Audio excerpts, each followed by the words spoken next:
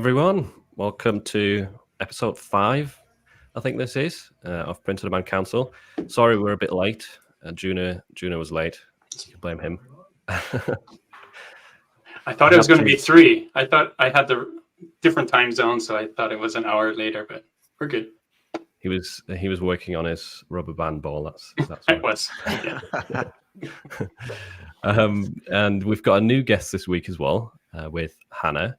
I actually just released an interview with her. But if you don't know her from that yet, do you want to give people a quick rundown of where you're from and what you do? Sure. I live in Florida. First of all, thanks for having me. And I live in Florida. I've been doing Etsy since 2019. It's almost 5 years. And I actually don't do print on demand or merch. So hopefully I can give value to this conversation still. But I sell physical goods. My first company was a fast fashion jewelry company that I sold in 2022. And then I have a second company that I still actively run. And it's now my family is involved, and it's a home decor line. Wow. Really cool. Awesome. Cool. Yeah. And we've got a mixture today of Etsy, Shopify, Amazon merch sellers. So that will actually be one of the topics we talk about. But first of all, I thought we'd cover something we haven't really touched on much yet, at least in a live stream, which is t-shirt design tips. But let me give you a quick rundown. So we're going to do a few topics: t-shirt design tips, Etsy versus Shopify and merch. We'll talk about the Amazon merch drama recently. We'll do a live Q&A as usual. Maybe we'll invite some people this time into the stream to ask us questions like live, one-to-one. That's kind of a new idea we'll try out. Then we'll do some shop reviews. So there'll be a link, a Google Drive, Google Docs link in the chat again, where you can leave your shop. It can be Etsy, it can be Shopify, TeePublic, whatever. So we'll review a few stores. And then we'll go on to some personal questions at the end as well. So yeah, don't forget to drop your shop link if you want it reviewed. And let's start with a few t-shirt design tips. We've got the GOAT in the call, Juna. Oh. Probably the best t-shirt designer here, at least from what I've seen.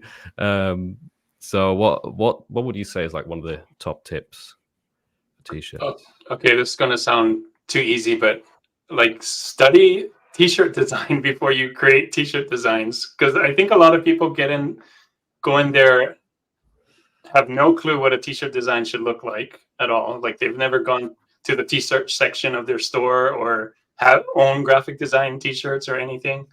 And so they just put words and graphics like willy-nilly on a t-shirt. And, so that's my biggest tip, is to kind of study. Because if you're going to be designing t-shirts, you should like study what's out there and get some good basic design from that. Like get some knowledge first. Yeah, looking at bestsellers, right? Mm-hmm. At bestsellers, like there's no excuse not to look at t-shirts. It's all over. You can go to the store, you can go online, you can it's everywhere, right? So yeah. You say that, but in like Europe, in a lot of countries, you won't really find many POD t-shirt stores. It's actually no, but you can go online.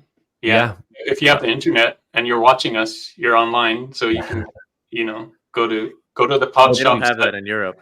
So. No, internet hasn't arrived here yet. No. Yeah. I would definitely say look at bestsellers. Right, what are people buying? Try and study the style. Few more things I would say is try and fill out the print area as much as you can. Tall rectangle. Yeah. Some people want it to look kind of nice and fancy in a sense and make it smaller. But if people don't really see your design in the search results, you're not even going to get clicked. I know it might look nicer in real life if it's not as large as possible, but if no one buys it, that doesn't really help, does it? And most people are scrolling on their phones, right? They can't really see a tiny little design in the thumbnail. Yeah. Yeah. And to go along with that is font selection. Like you have to be able to read it. If there is text on your shirt and you want people to read it, make the font readable. Like don't use like really thin script fonts that no one can read, right? That's kind of hard. So Yeah, I want to add on that. We just did a whole thing, lesson in typography in my membership, and it's like typography is the foundation of graphic design, right? If you're outside of the I guess any kind of actual design elements on the shirt, typography, you can sell words on shirt all day. They can be in a single solitary font and they can be a single solitary color. That will never go out of style. What happens is when you add all these other elements, these script fonts, you have to use sparingly. Think of it as like adding super hot pepper kind of thing to a recipe, right? You have to use them sparingly or it's going to overwhelm the design. And the more crap you add to your design, the better at graphic design you have to be to make it look balanced, to make it look good, to make it look cohesive. Otherwise, it ends up looking literally like you just threw a bunch of crap on a shirt. If you cannot get a handle on typography, you're going to have a tough time. That's 100% bottom line, I think. And bigger is better. That's the other thing. Price higher, bigger, better. You have to stand out in that thumbnail. People are scrolling and you got maybe 3 seconds for an add to cart, right? Yeah, good tips there. Yeah, How about the my others? good rule of thumb is pretty much if I like a design, then it's not going to sell well. And if I hate a design, then it typically does pretty well. And the reason behind that, kind of like you're saying, Jay, is that oftentimes the designs that are like the big, beautiful ones that like have so many details and I think look so cool coming out of like whatever image generator I'm using, those are the ones that like you look at it and you're like, that's awesome. But then when you put it on a t-shirt, it just kind of we're designing things that aren't just beautiful, but things that are beautiful, but people would also want to wear right beneath their chin all day long. And that's just a different kind of lens. So our top sellers across every brand we've done always ends up being by far the simplest, like monocolor, simple phrases. Like on Yoga Stay, one of our top sellers was just the word breathe, just cursive font, which like I would have never, you can buy that like off of like an Etsy pack of designs. So yeah, the simpler the better oftentimes. You keep it simple, stupid, right? Like KISS, write that down and print it out and keep it simple. So one thing that I was going to say too, I mean, obviously I'm not print on demand, but one thing that we've practiced in the past, and I'm sure you can see it, people talk about this on YouTube videos as well, is like, what are the top trending brands? Like, you can go into the Zara, go to Anthropology, go to their, graphic tee section. These companies are spending hundreds of thousands of dollars to employ high-end graphic designers, so it's like, you might as well not steal, but get inspired by like proven companies that are, and like, these are, you can get inspiration from off Etsy, take it like a little step further. We do this with the home decor. We did it with fast fashion jewelry as well. Just, it's not that you have to, it's not every design on Anthropology you're going to do, but, sometimes there is, these like golden nuggets that you can find off of like, these other websites or whatever. Absolutely. Especially aesthetically, they put hundreds of millions of dollars into their marketing department to know what's coming up in trends, the color palettes, the fonts, the everything, right? That's a big one for sure. Smart. Yeah. I like what was said before, that you're designing for the audience. Like you have to design something that people actually want to wear, right? So like I think that's key too, is like it can be simple, it can be a little more complex, but if it's something that no one's going to wear, then you kind of lost that. So yeah, I'm sure there'll be niches where very, very simple design is not going to work. Like in the yoga niche, that scripty style, probably does really well. They're going to wear it. If you've got, I don't know, rock music, it probably wouldn't, right? So it always depends on the target customer. But generally, simpler is usually better. If you try and add a lot of things, especially if you're like a new person to design, usually just makes it look worse. One more thing, like when I see beginners send designs, they usually have the wrong words highlighted. Like some of the primary keywords are usually a lot smaller than like an irrelevant part of the phrase. That's another thing I see quite a lot. And that's, like with typography, that's a whole part of that is the balance, and part of under that balance umbrella is the hierarchy, right? And you can do that by color, you can do it by size, you can do it by weighting, like bold weighting of the font, but you need to be able to give the person a path to follow with that text, but also make it make sense for each individual word that you're emphasizing. It's like, my father was an English teacher, and it was like putting the emphasis on the wrong syllable. So, you know, I actually have a question for you guys, since I don't do print on demand, but when I would talk to POD people, like for physical goods, like the rule of thumb is like you want the unique value proposition of whatever you're selling. So for like print on demand, it's like personalization, right? Like what I tell people is like you want the value proposition to take up 80% of the airspace of the picture. So a lot of times with POD, I see like that they're like super zoomed out, like we're almost like you can see it. But when you guys teach, this is like me just totally curious actually if this is true logic of what I teach, but you want to zoom in almost where it's just like you just see the design, so you can clearly see within like a quarter second the value proposition of that listing. Or is there some benefit to actually being slightly zoomed out? I don't think so. I think if it's going to be, if you can't tell, if you know it's a t-shirt, it's a t-shirt. It doesn't, zooming out further only takes away from the clickability, because it's just going to force people to click, or it takes away from the conversion rate. It's going to force people to click to read what you have, and then they're not going to add to cart because it's potentially something they didn't resonate with, which then tells the algorithm that stops showing this product in search results for those particular keywords because people are clicking, but then there's something there that's broken and they're not liking it. So for sure, bigger is better, at least especially if it's really wordy or a really busy design, right? It needs to be clear at a glance.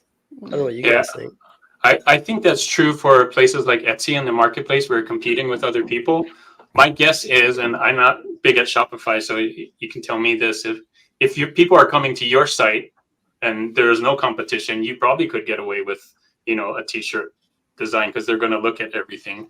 On other pod sites, you don't even have a choice, right? Like TeePublic, Amazon, they pick the mock-up for you. So yeah, I would think if you're competing with other people and other people are there with you and you want them to click on your stuff, then yeah, like you said, it's probably the good thing to do. So yeah, at least on all of our. Oh, sorry, Philip. Oh, it's all right. You go on.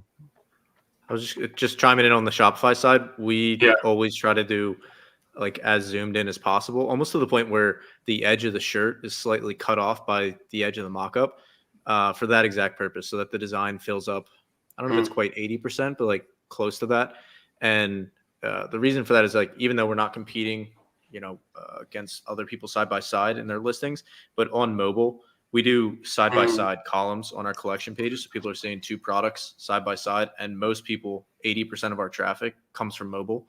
So we want it to be like super tiny thumbnails. We need people to be able to see like the actual design.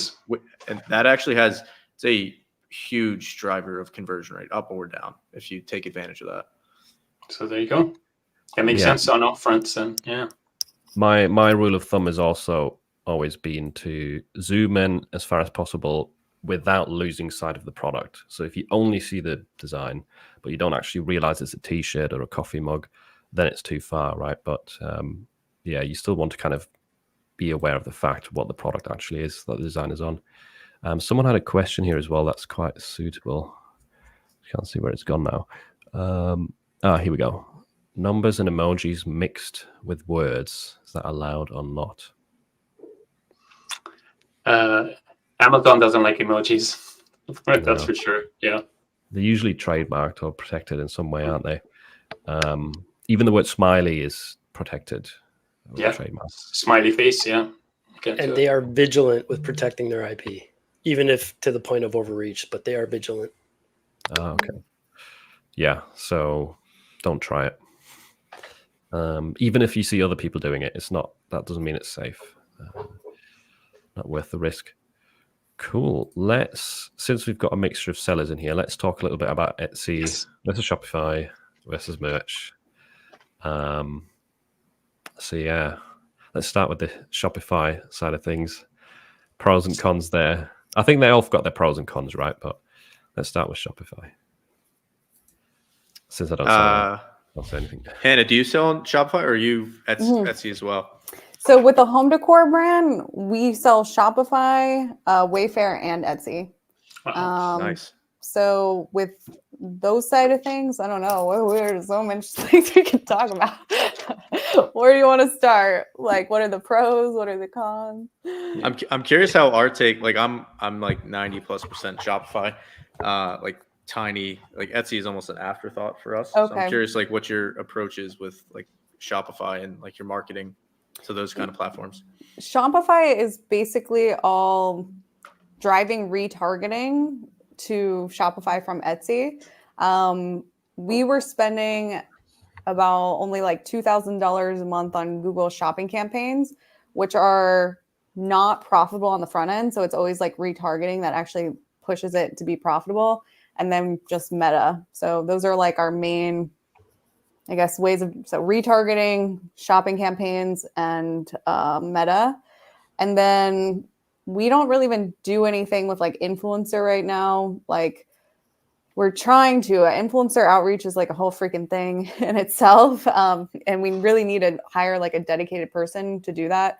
With my last company, with the fast fashion, like we had one girl, like her only job was like influencer management because it's really like a full-time job. We explored getting onto TikTok Shop. Haven't really seen any results with that yet. So, really the strongest is retargeting, Google shopping campaigns, and Meta. Interesting. That's interesting. You say that your Google Shopping is like retargeting from your Etsy traffic, because I kind of viewed it like the opposite way. Like we drive all of our traffic from Meta primarily. Like 70+% of our traffic comes from there, and we, depending on the month, it's like the ad spend. It's normally like 1/3 to 1/4 of our overall revenue. So that number can be pretty hefty. Like some months we've. Let me clarify. With our Google shopping campaigns aren't retarget. It's not doing retargeting. It's we basically break even. We break even on the up front with the like 1-to-1 on. Mm-hmm. I mean, it hits like 2x ROAS, which is for us is like our break even point basically. Yeah. But the money is made by retargeting the people that don't purchase. So like where Meta is like actually profitable for us on the ad level, if that makes sense. Yeah. So we're not but then Etsy is like, I don't know, maybe you did get it. I don't know. But yeah, and then Etsy is just like, we get them through our funnel to try to purchase back on Shopify. Yeah. No, I got you. Oh, you already got it. Okay. Oh, yeah. I thought I heard something wrong. Sorry. No. What I was saying is interesting is like kind of, and it's both completely valid. It's just two sides of the same coin. Like your Etsy primary focus, mine is Shopify, and then Etsy is like kind of just an added benefit. To you, it sounds like it might be flipped kind of, which is just interesting. But yeah, we drive all of our traffic from Meta, and then we do Google Performance Max retargeting, email from Klaviyo. Klaviyo's email and SMS, which that's normally about 15 to 20% of revenue. Google is like 5 to 10-ish, and then organic, and then affiliates. But it all starts with Meta as like, and bring it back to like the design tips. Biggest design tip that I didn't mention is just doing it based off of data. Whichever designs we see getting the cheapest clicks in Meta, those are the ones that we are immediately making more designs like those and iterating very quickly, because that drives the ad cost down, which then drives cheaper traffic, gets more purchases, which puts more people into the email flows, and just like a big flywheel. And then some people happen to buy on Etsy after they start, like, people will come from our Facebook ads, see Yoga Stay, and they're like, this seems cool, but I only really shop on Etsy or Amazon. Then they go search for the brand on those platforms. That's where we get some purchases just kind of drafting from the main traffic drivers. Hope you guys are paying attention to this. You said, you see some success, whether limited or not, with certain designs. And then what do? You go back to the drawing board and you make more of the same, right? You're not reinventing the wheel here. Yeah. And normally, like every store we launch, it's not profitable right out of the gate. Like it's very and I see a lot of people understandably get a little discouraged because, you work so hard on your initial products or designs. You go to the market and it's the big moment of like, do you like it? And normally the answer is nope. And you can either take that and like, go lick your wounds, or you can just go back to the drawing board, no pun intended, and just make more designs like those. And that is literally every brand. Like we've done 8 different brands at this point. Every single one has been that same process. It launches, we're at like a 1.5-ish ROAS. Then we just like see which designs did well, iterate, launch with another 50 more designs. Then it goes up to like a 2, and then iterate. And then once we hit to like a 2.5 to a 3-ish, that's when we just start cranking the ad budgets. And that's when we start building out like all the email flows and like the whole flywheel starts going. But it all starts with like a don't want to say grueling, but like it's very repetitive process in the beginning. So I don't want to like glamorize it and make it sound like, oh, it's just flywheels and, you know, it's great. You know, there is like if you're in that iterative process in the beginning, just know like it's 100% part of the process. Just keep your budgets low, stay patient, and just keep focused on the designs, and you know the rest takes care of itself eventually. I think that's one of the slight downsides to Shopify, because it's the same for Amazon merch as well, right? You do most of the work. You do the most of the work at the beginning, and it's really frustrating because you get the least results at the beginning. But with something like Amazon merch or any of the other sort of hands-off websites, there's nothing really involved that's as risky. You just have to put in your time to design stuff. You don't necessarily need to spend a few $100s on marketing. I think that's one of the downsides, because I did see a comment as well recently that someone started with Shopify and they saw your course as well. They really enjoyed it, but then they did spend, I think, $500 on ads, and they only got one sale, which, like you said, Chris, it's normal. It's part of the process. The same thing can happen on Amazon merch, but I think the risk there is a little bit lower for people. Yeah, so you definitely, something I wish I emphasized a lot earlier on in the course is, which I definitely mentioned at some point, but like should be a blaring big headline.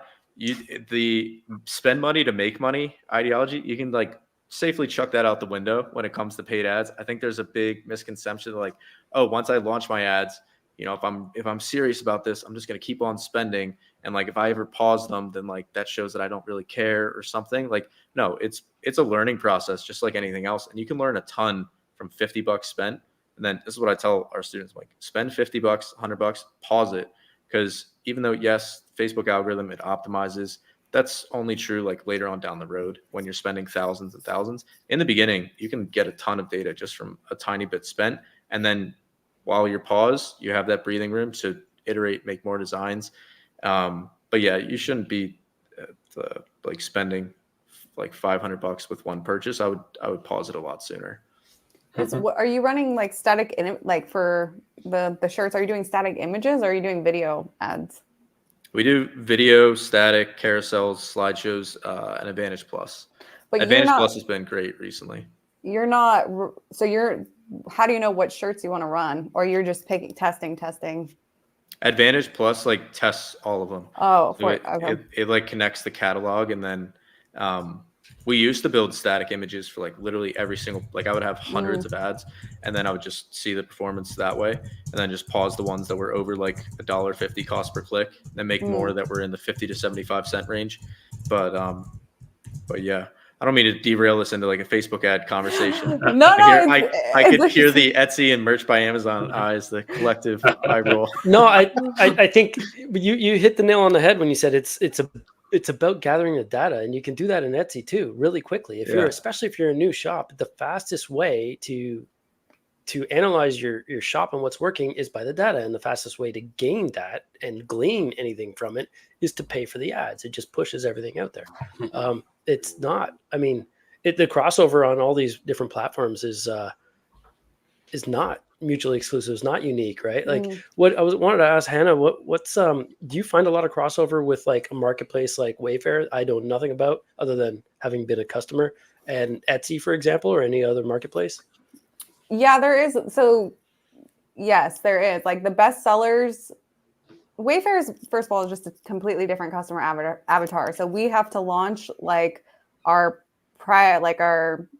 design, like we do a hybrid. We hand make things from scratch, like in our office, but then we also have a production partner for some of our units. So like for Wayfair, we only launch the SKUs on Wayfair that we produce with our production partner.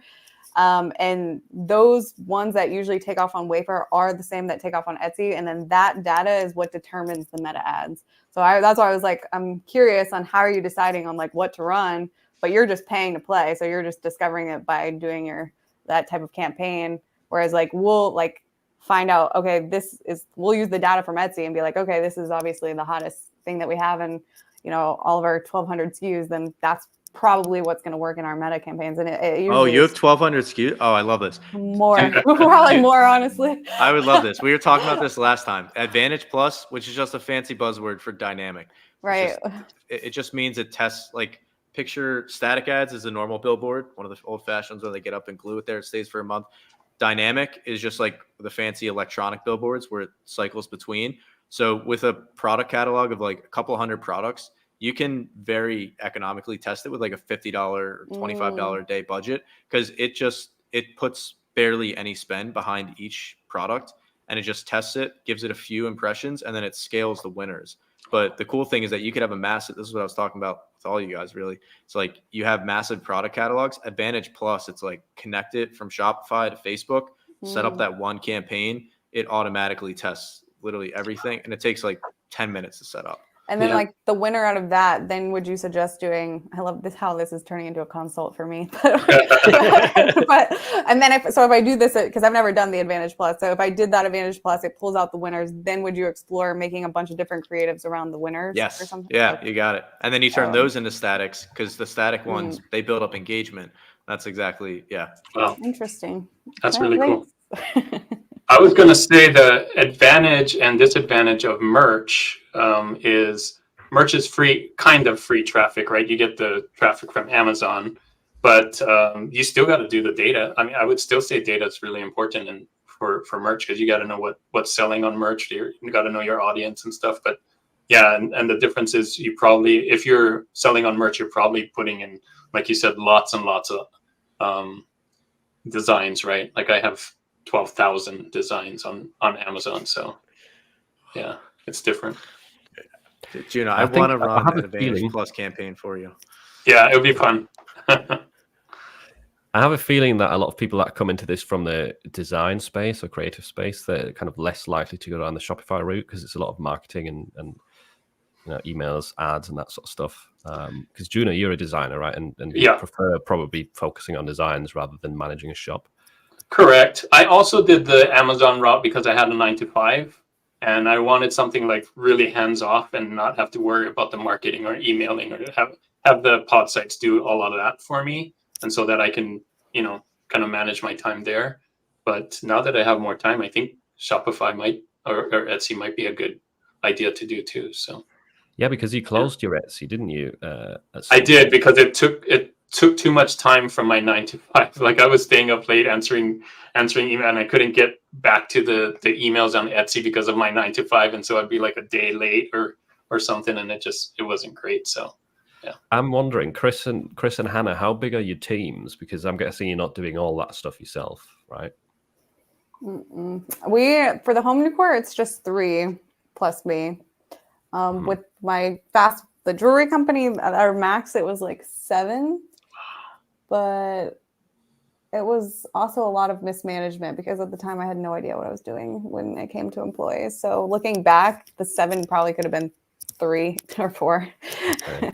But that was with time, right? Once you started making more sales, it's not like you need a team of 7 to begin with.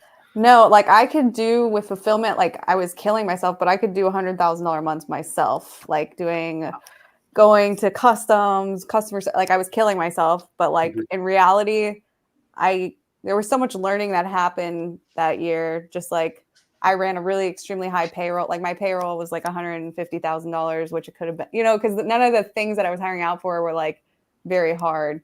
Like I could have easily saved like a bunch of money that year by learning how to hire and fire people properly. I just made a lot of mistakes. I call that whole thing like my freshman year of business, basically. But yeah, so 7 easily could have been like 3 or 4 if I was hiring properly at the time. Yeah, but those are life lessons that you'll never forget, right? And you know, never traumatized. Just kidding. It's good. It's good. At ammo, my highest, right? we had very similar to Hannah. At our highest, we had 12, but it was not like a cool, like, oh, you guys are scaling the team. It was like horribly mismanaged, like no like clear management structure, like SOPs or any system. I didn't even know what an SOP was. And now it's 2 people. Yeah. One manages like everything customer service, social media related. Other person is like the website, new products. Well, you could count like the design team as an extension, but that's like outsourced contractors. But yeah, 2. We just use like a lot of automations. Like a customer service, we made like a GPT where we like uploaded all of our FAQs and help docs and stuff. And now the customer service agent literally just copy paste emails into the GPT and copy paste the answer back. And stuff like that saves so much manpower. And that's actually working. It's not like one of those annoying chatbots that doesn't know anything. No. Sometimes Yeah, it's they are. uploaded with like our brand voice and like all of the stuff about our brand and like our terms and refund policy and all that stuff. Okay. And Nice. I'll just say I think this has been like, every year I just feel like I'm in like a new year of entrepreneurship, but I feel like the reason that people get such a not nasty, but just like a bad relationship with their business is because they don't learn how to, this is so cheesy, but like elevate and like delegate. And then you get jaded by your own company because you're killing yourself. And it's like but it's not like your fault. It's just like you didn't know what you didn't know at the time.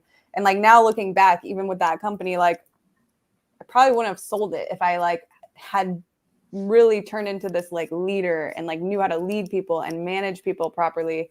But because I had just like so much burnout and just so like, I was just like, I want to get rid of it. But it wasn't the nature of the business it was the business that I built that was killing me, not the actual, like what we were doing was actually really cool. It was just, I was not a good leader and I didn't know how to until, now I'm still learning, but like I see all the mistakes that were made basically.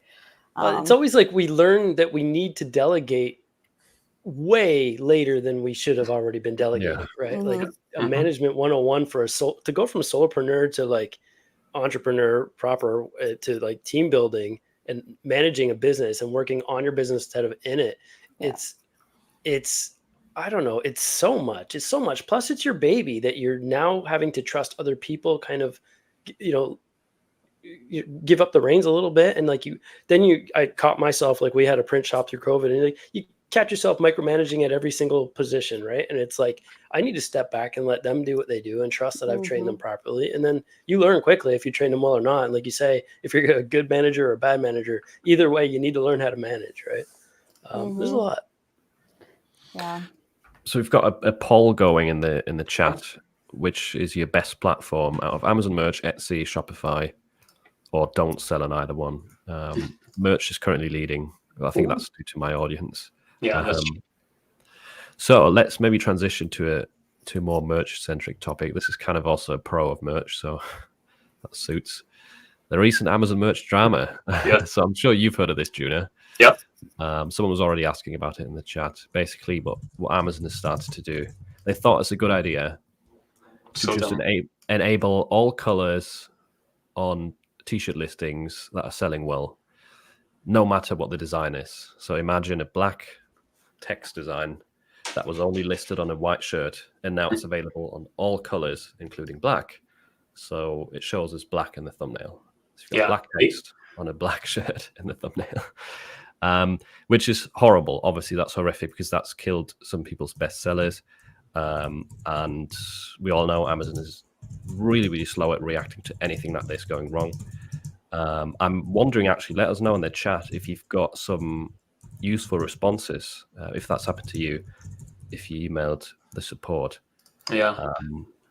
I heard it I heard on my followers too, getting that same thing. I've only seen it on one of my products so far. But yeah, it's because the black t-shirt is the most popular t-shirt, and so that's what shows. And then, of course, the design can't be seen on the black t-shirt, or at least the black text or whatever's black can't be seen on the black t-shirt, which is a shame. But then people are getting and then other people who have a similar one may take sales from you because when you show all those, like I said, all the different products in the marketplace on the same page, they might not pick yours now. They're going to pick somebody else's who may start ranking up, and you lose that BSR and all of that happy stuff. So it's great.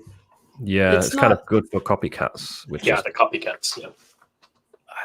It's not the craziest thing they've ever done though with this text thing. Like I remember having like, I want to say 6 months ago that, it had like Father's Day shirts, but they were showing on women all of a sudden, even though I had only listed on men. Yeah. You know the what I mean? The mock-ups, yeah. Yeah, all the mock-ups changed. They had all kinds of crazy, oh man, I'm trying to bite my tongue without cursing, but they do all kinds of dumb shit. They really do. Here's another one that I saw. It's not related, but they have a new product called the crop T-shirt, and I'm getting sales on it.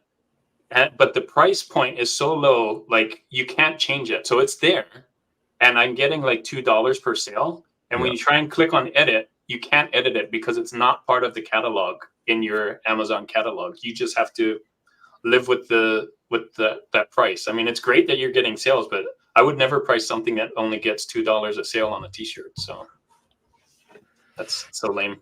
Yeah, I've noticed that as well. It's strange, isn't it? Because Amazon is the biggest marketplace out of the print-on-demand platforms, and they've got the worst back-end system. There's so many easy fixes to this. Like, just let us choose the primary thumbnail color. Yeah. How hard is that? Nice.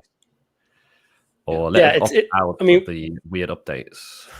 You literally have to like work your way backwards and deselect colors until you see which one shows, right? In order to know what you're. So for you guys that don't know, who aren't on merch, if you have multiple colors selected and you also have black selected, it'll show up on black. If you deselect black, the next one I believe is navy. And in order to show the color of choice that you want, you cannot also offer black or navy. Otherwise, it'll populate on either of those.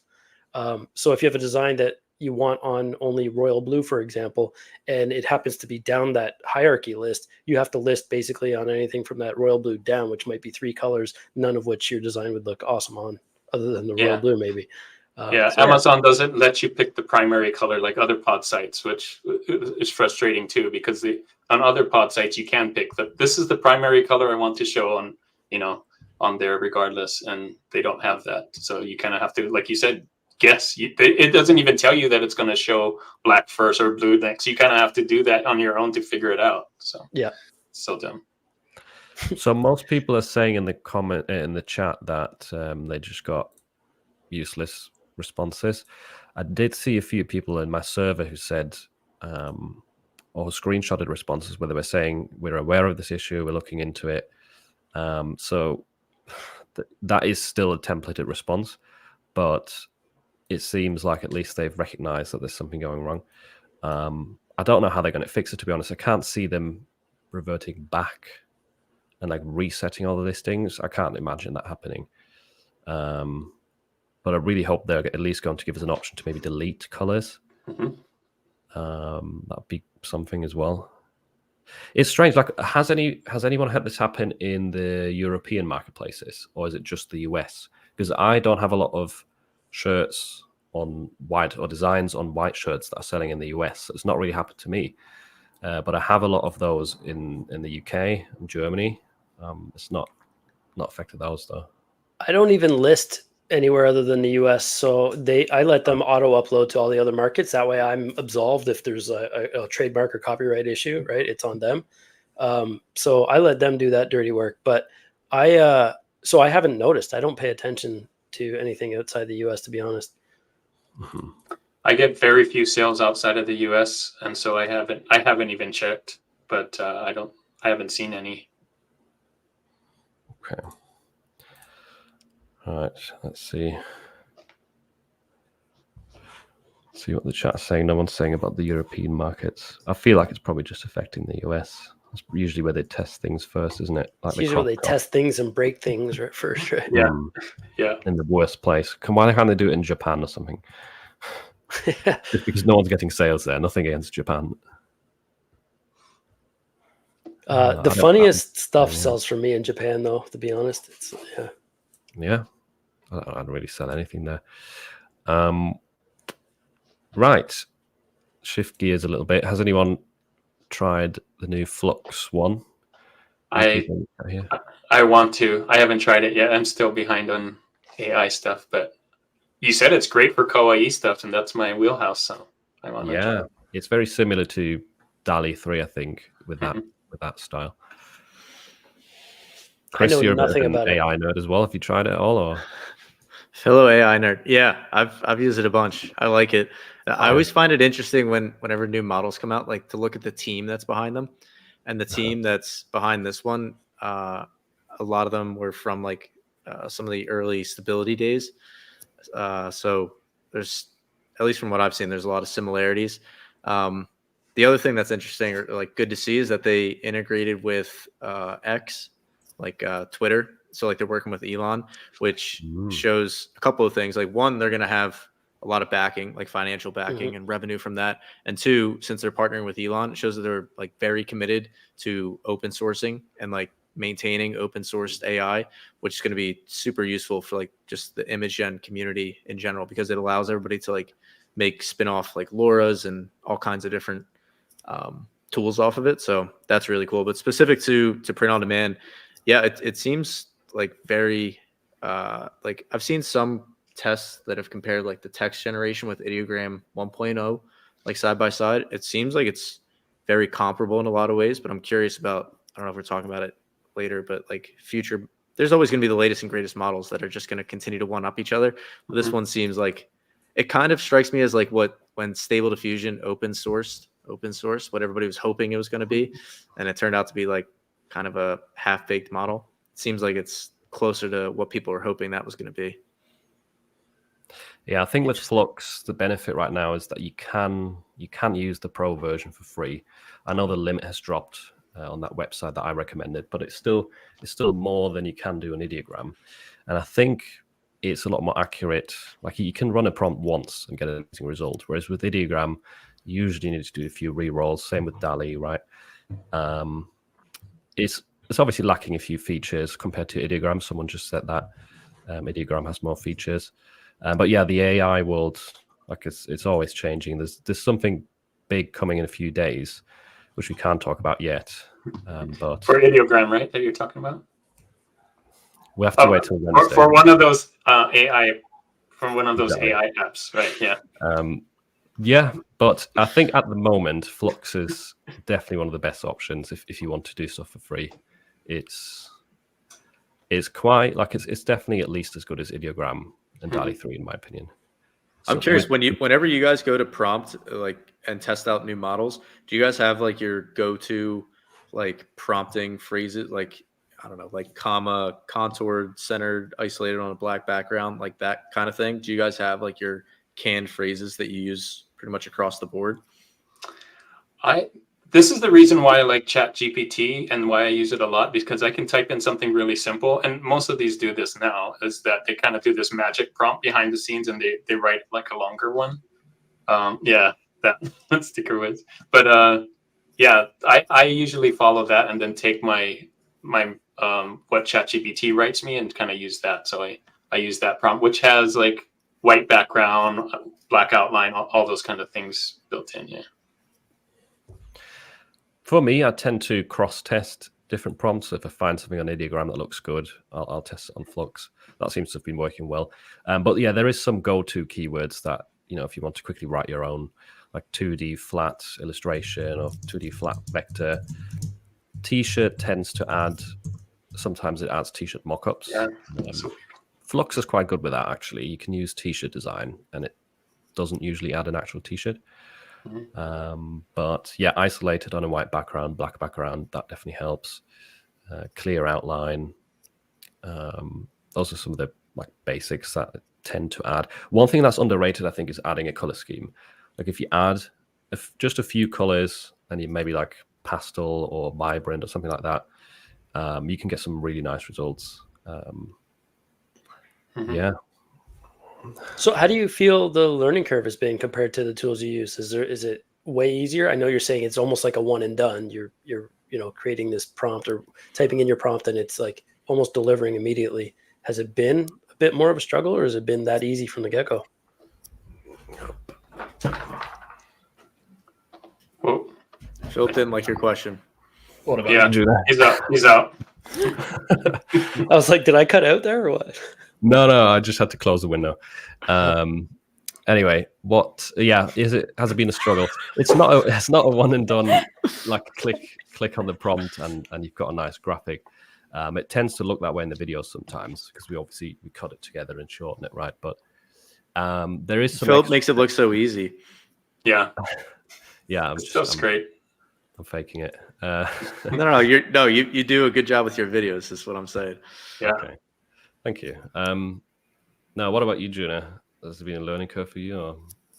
Yeah, I'm kind of trying to keep it simple and do simple prompts. That's why I kind of stuck to ChatGPT, because I found one that I like. But when the new ones come out, I like to test it to see, if it's better. So I use the same prompt for each one to kind of see if it's the same or if it's better. But yeah, I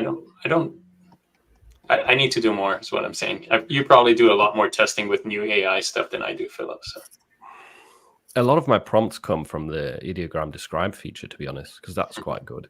Yeah. You can usually use a base graphic or a screenshot, let it describe that. I think Midjourney had that feature first, but ideogram seems to do a better job. I don't know whether that's down to their describe or just the fact that their model seems to work better for POD graphics. But yeah, that's one worth testing. I know it's only part of the paid plan, which is a bit annoying, but yeah, I think I'm just curious with like AI tools for you guys, like with having, for me, it's like I sell a couple hundred designs and like we get a lot of runway out of very few designs. For you guys, like I feel like I can never complain about the number of designs that I have to make when you guys are doing literally 100x that. So like, how does AI fit into your workflow with like making literally thousands of designs? Because obviously it's not feasible to sit there and like, all right, prompt 1, that one was okay. Prompt 3 more times. All right, now I got something workable. Like it's not like very scalable, or is it? I've been using it for my design a day thing that I'm doing with Design with Detour, and so I have like a topic of the day, and I create an AI graphic for it, and then build around that. And sometimes I get a good one, sometimes I get 3 good ones, and can make more. But it's just part of my design process right now every day, so it's to try and make one. And it's basically me trying to learn AI too. So I'm using it kind of twofold to see how good AI is. Can I use it, and kind of a test for me to see if it helps me scale. Yeah, that is a good point. It's not very scalable. Like the Adobe Illustrator scripts, if you're trying to create thousands of designs, Right. you can't really use AI that way in a sense. Typically I use it for parts of my design, right? So I have made scalable designs where I've included AI graphics, but it is definitely still a time-consuming thing in a sense. But still, some of the graphics, if you were to design them from scratch yourself, would take a lot more time, right? So. Yeah. And one of the bonuses I think for AI, at least for me, is I can create something that's not out there anymore. So if you're using stuff like graphics from Creative Fabrica or Creative Market, they're great, but they're all designs that other people have thought of, and so you're kind of limited to what's already out there. With AI, if you're very creative, you can probably think of something that nobody has, and so that's one way to stand out, right, from everyone, because someone won't be able to find that with a graphic. They would have to think of that themselves and try and make it too. So yeah.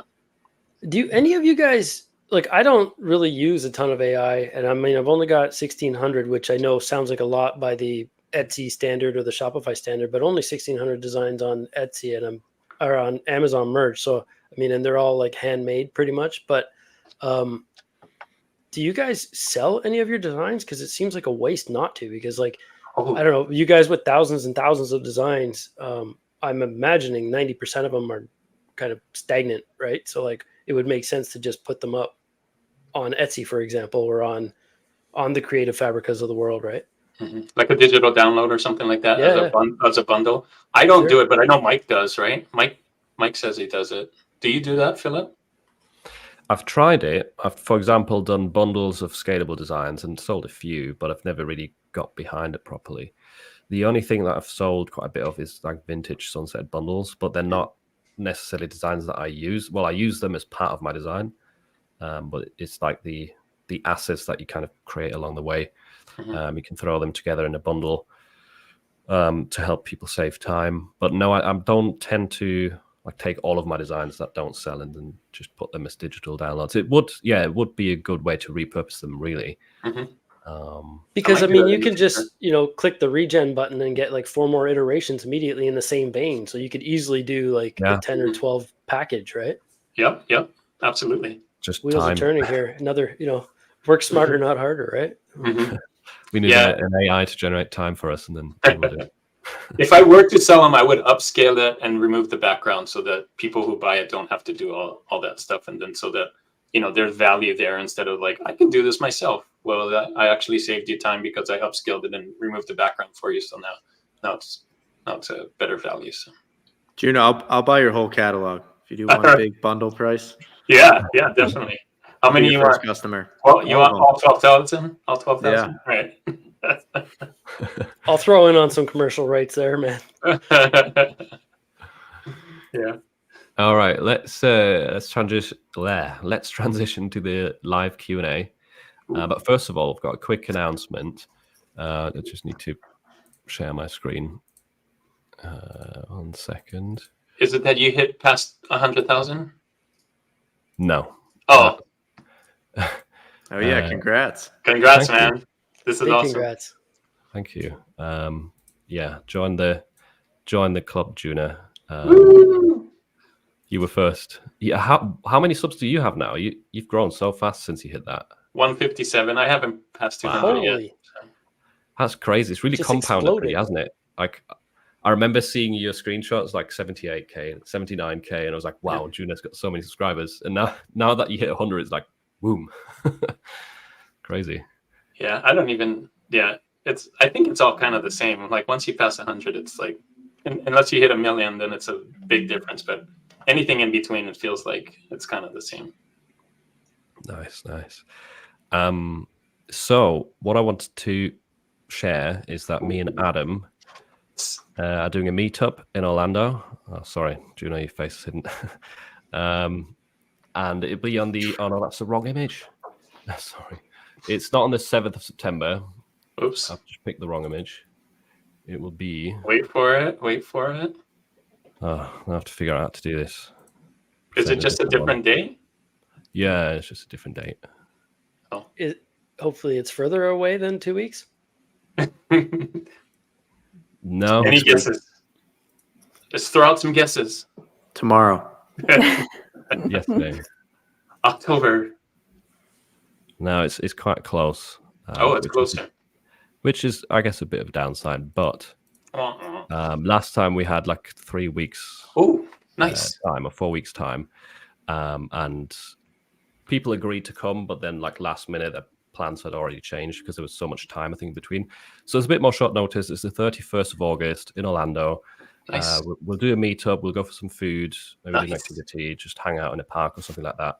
So it'll be a chance for everyone who can attend, a chance for you to meet some fellow PUD sellers, to ask us questions, to make friends, and yeah, just kind of feel like you've got some colleagues, I guess, because I don't know, have you ever met anyone in real life who does PUD? A little bit. Yeah, I have. I've been to, my wife and I flew down from Toronto to California to meet up with a bunch of people in the merch community Nice. 5-6 years ago. Did it like twice, back to back, actually. Really cool to, mesh heads and kind of bounce ideas off each other and like actually put, handshakes and voices, like real life to people. I'm all for that kind of thing, right? Networking in real life. But I think it rarely happens randomly that you run into someone who does this. So it's nice to have a place to come together and talk in person. Basically, if you're interested in coming, this is on a Saturday, and it's the Labor Day weekend, I believe. So if you're interested in coming, email me at philip@philipanders.com, and then we'll send out further details of like what actual time we're meeting and stuff like that. Tuna's gone. Yeah, but that's awesome. Meeting up in person is great. I actually, right by you, Hannah, used to live in a house with, there's 12 entrepreneurs, all of us doing e-commerce and print on demand. We had a house in Pompano, and we lived in Denver for a couple of different places. But yeah, we did that for like 4 years. It was amazing. I always wanted to do that because that's such a thing, like choosing one spot, renting a massive house, but with like a bunch of people that are kind of doing it's really common these days. But yeah, Orlando's not too far from me. I'm definitely trying to make it. Ooh, nice. I'm trying to think of who I've met in person. I think the only person I've met in person is Cassie Johnson. but Yeah. see how tall you all are. Yeah, for real. That's awesome. 5'1". You're 5'1"? No. No. Are you? Yeah. 5'2.5", right? 5'2.5". Yeah. Yeah. You have to meet in person. Okay, we'll have to. I actually, I- it's fun. It's funny you mentioned the heights thing. Here, I could send you a picture. Did you meet somebody? No, well, my old business partner, he, I just have to show you guys the picture. But I just posted this in my community. It's just like he's super tall, makes me look like I'm vertically challenged, which I might be. But I posted in my community, and I was expecting to be like a friendly haha type of thing. I got roasted. Oh biggest, no. biggest mistake. People are like noted, like only partner with manlets from now on. Like, Oh wow. I'm like, wow, you guys are going for it. Ouch. Yeah, I could share my screen very Jeez. quickly. That's crazy. Here, When them in here's the picture. I got it. We gotta see this now. Here, so this is Open Store. This is the company we sold this is who we sold Open Yogi Store, State to. But up here in the corner, Oh this yeah. was the picture of us. How But- tall is he? Like 7 feet? Yeah, he's like 6'8", Wow. 6'9", like used to play like D1 football. Massive dude, but I look like I'm kneeling Yeah. on a box or something. You're like his son or something. Yeah, exactly. And the comments are awesome. Well, it's kind of hard to stand next to someone that's 6'8", unless you're a basketball player or something. Thank you, Juno. Yeah. Yeah. Need to hang out with you more often. Yeah, I probably would be the same too. I think I'm just average height too, so not tall or short. But yeah, I did meet people there was an Amazon conference a while back in Seattle that I went to just when I started Amazon, probably 2018-ish, 2019-ish. And I met a bunch of Merch by Amazon sellers there, and that was fun. So Nice. Was that Seattle one? Was that Seattle one. Were you there? Yeah. I was Oh, supposed to yeah. speak, but then we said Dion instead at the time. We were doing Okay. our Etsy challenges. Yeah. Nice. Yeah, it was a fun time. Yeah. Fun time. Is it Oh, that's good comment? brings up another one. I also got to network with a bunch of POD, I guess, pros last year at Printify's first Printify. annual conference, which I think you're going to this year. I'm going this year. Yeah, yeah. Nice. And it was interesting. You talked about the whole Etsy versus Shopify on that one last year, didn't you? I did. Yeah, I was Yeah. Camp Marketplace over Camp Standalone in terms of Yeah. Yeah. It was all in jest, and the idea, I guess, at the end of the day is like you really can't lose either way. Just diversifying is better than picking a single path if you had to. But from a beginner standpoint, I would argue that Etsy is where you can test and do all of the things that you can learn and build the skills before trying to jump headfirst into a Shopify thing. But I mean, unless you're learning from somebody who has repeatedly done and been successful, like Chris seems to have this down to a science, and he tells you that it's you're lathering, rinsing, and repeating the same damn recipe over and over until it works. You know what I mean? Mhm. Yeah. But I'm Etsy is a lot just less very costly good at than making usually. mistakes. Just made a lot of bumps in the road. Yeah, man. Nothing wrong with mistakes, right? Well, as long as you don't keep repeating them. Best way to learn. So let's get into some questions. The first one seems to be for Juno. What is your current workflow? Yeah. Takeaways? Yep. So my current workflow is that for the AI stuff is I go to StickerWiz, put in a prompt. I get the design that I like back, the one, and I pick one. I do upscale it, DGB, LOL. And then I do it 6 times. I remove the background.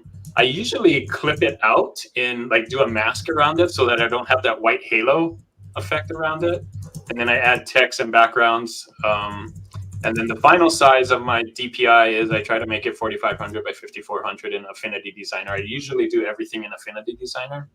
And that's usually what I do. Sometimes I do what I've done before also is Kiddo. Kiddo has AI, but sometimes I bring it into Kiddo, vectorize it so that I can scale it. Then it doesn't have that white halo around it, and then add text and everything in Kiddo and still have that same size, 4500 by 5400. So You've shown this in quite a few videos as well, haven't you? Yeah. For people who are interested. I remember seeing that. How long does it usually take to start making money on Shopify? It's a good one. That's a good question. Loaded question. Yeah. All you, Hannah. Oh, okay. How long does it take to start making money on Shopify? Well, it depends. It depends. The D word. Everything depends on what your previous experience is. It could be as soon as the same month, or it might take you 6 months. It just depends where you're at in your skill set of understanding how to optimize the Shopify store, how to run ads. Are you going to run your own ads? Are you going to pay someone else to run your ads? There's a lot of variables there. But I wouldn't make it, if you're trying to set goals for yourself, how do I answer this question? Guys, why did you give me this question? I would Because say it's a minefield. I would say It just depends is the hard answer, right? Like it depends on so many things. it's like you need to look at what are all the things that you need to do in order to make money, right? Is there a skill set that you have to acquire, right? If you don't want to run your ads yourself, then you're going to learn how to run your own ads, right? So is that going to take you 2 weeks? Is that going to take you a month?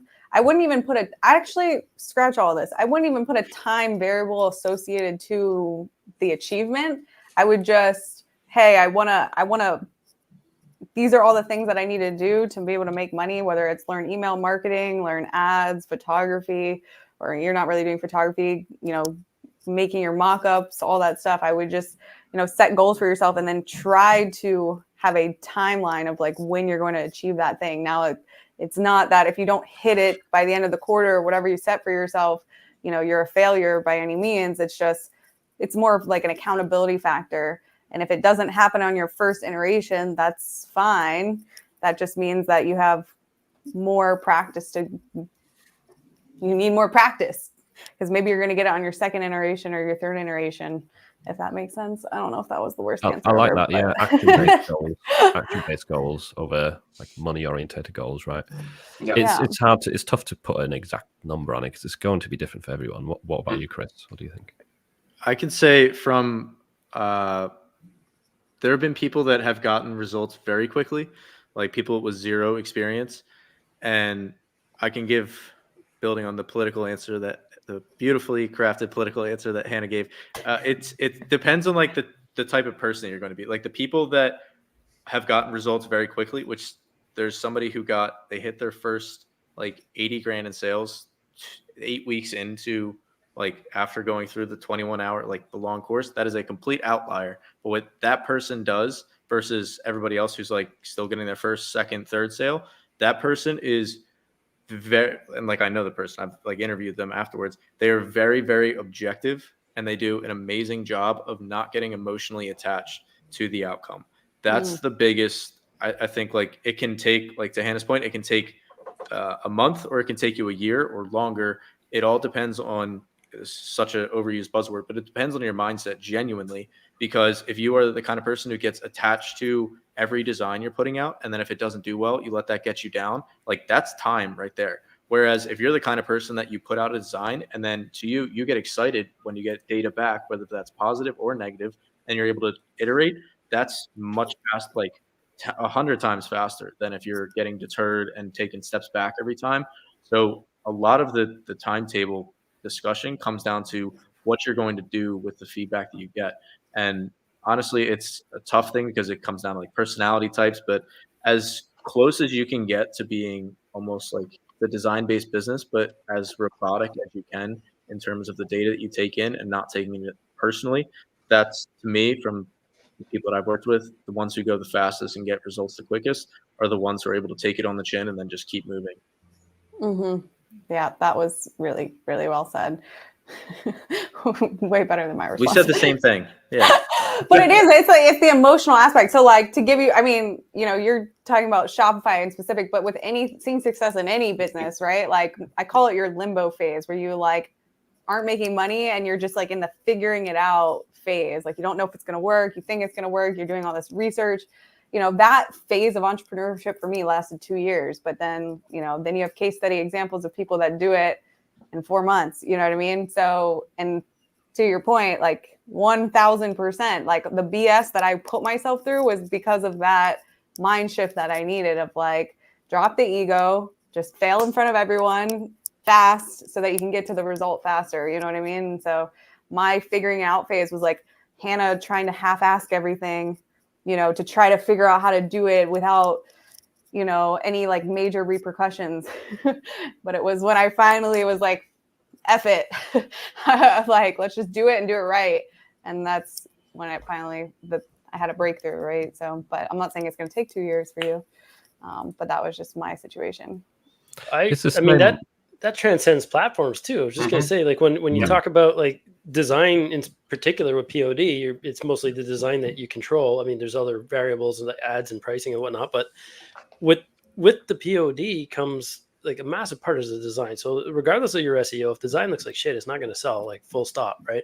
And I think what we see a lot in the groups is that people are like, so I think I need to work on my SEO. I think I need to work on this. My designs are good. I'm like, well, you've already set a precedent that you don't believe that design is your problem, yet you're soliciting advice. So you're clearly emotionally attached to that. And people are then going to tiptoe around telling you your designs look like crap because you've already told them that you don't want to hear that part of it, right? You've taken that almost out of the equation. And it's like, that's the biggest slap in the face. I'm a 20-year trained graphic designer, but it took me a long time to figure out how to sell a design on a t-shirt. You know what I mean? Like, just because I know how composition works and what everything, the average consumer isn't artistically educated enough to understand any of it. They just need to know what resonates. And then it's your job to figure out what they want and how to package it in a way that they can just, you know, see it, emotionally get attached, add it to cart, not care about what shipping or what pricing is. You know what I mean? Like, those are the biggest things you need to get like your head around and get out of your own way that way is absolutely the emotion there.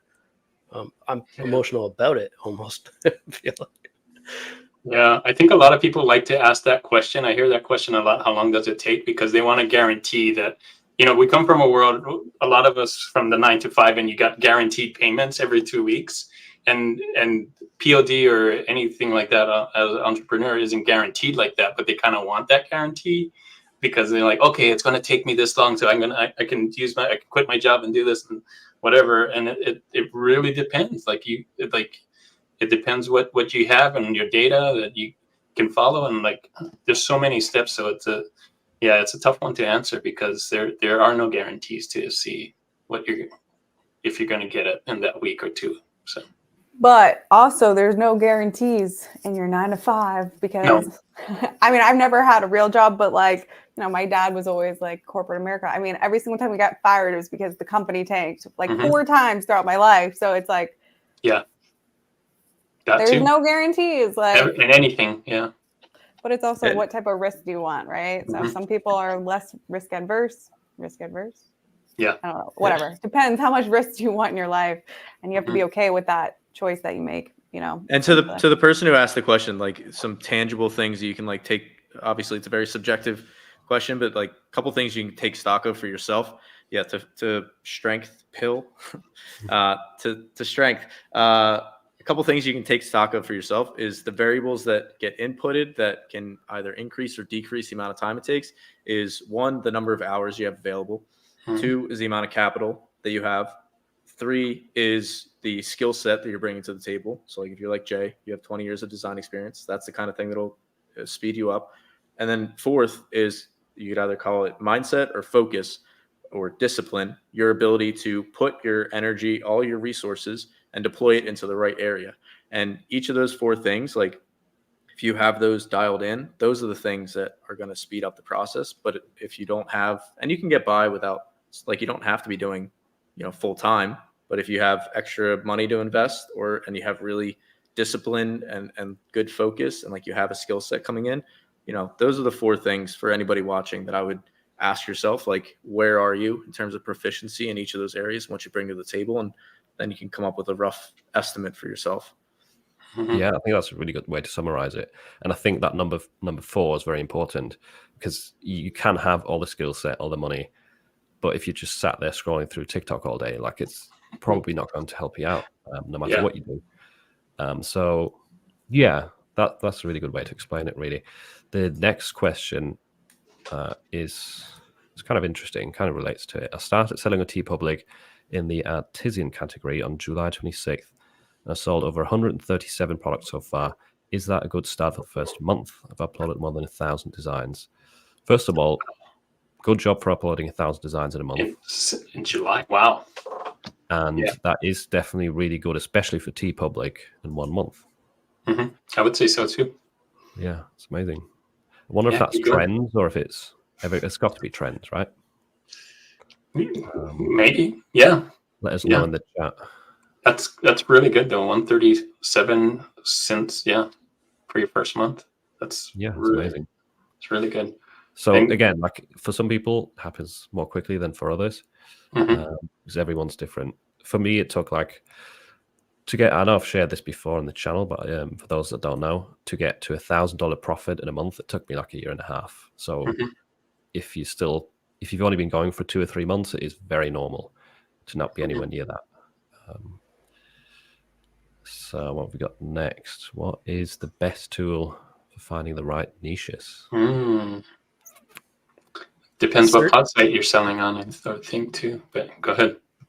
I was just going to say, if you're brand new at this, search within, man. Like, what do you know more about than the other 10 people in a room at any given time? That's arguably, or ask your partner in life or friend or best friend what it is that you can't shut up about, right? What it is you keep talking about. You're going to know the lingo, the nuances, the idioms, the different, quips, the inside jokes. All of those things make for great text-based shirt designs right off the hop. You're going to already know the colors, the themes, the certain aesthetics. You're already going to be part of the Facebook groups, the Reddit threads, the wherever people are hanging out online. You're already going to know that stuff. You don't have to necessarily want to do that, but everybody really overthinks this stuff. And this goes back to where Chris is at then. So now, okay, you're in a particular niche, throw up 50 designs, see what happens. You get any traction on 3 or 4 of them, then double down on that and branch those out and make a couple more iterations of those, and then see what happens out of those and what takes off, right? In those groups, you can throw, design ideas out there and say, what do you guys think? A or B and why, and how can I make this better, right? Otherwise, there's all kinds of ways. Like I know Adam uses like a random word generator. There's all kinds of things that come up with new things, but the easiest way, I think, is to start with something I think from ground zero, if you had no tools or anything like that. But I don't use tools that way like these guys do. So I'll let them speak to that part. Yeah, it depends on the platform, doesn't it? If you're selling on Etsy, you can definitely do a lot of research organically. Me and Hannah talked about this in our podcast, actually. She had a lot of good suggestions of indicators of designs that are selling well right now. So you can look at the review counts, the dates of the reviews, the favorite count, bestseller badges, stuff like that, to organically identify demand on Etsy.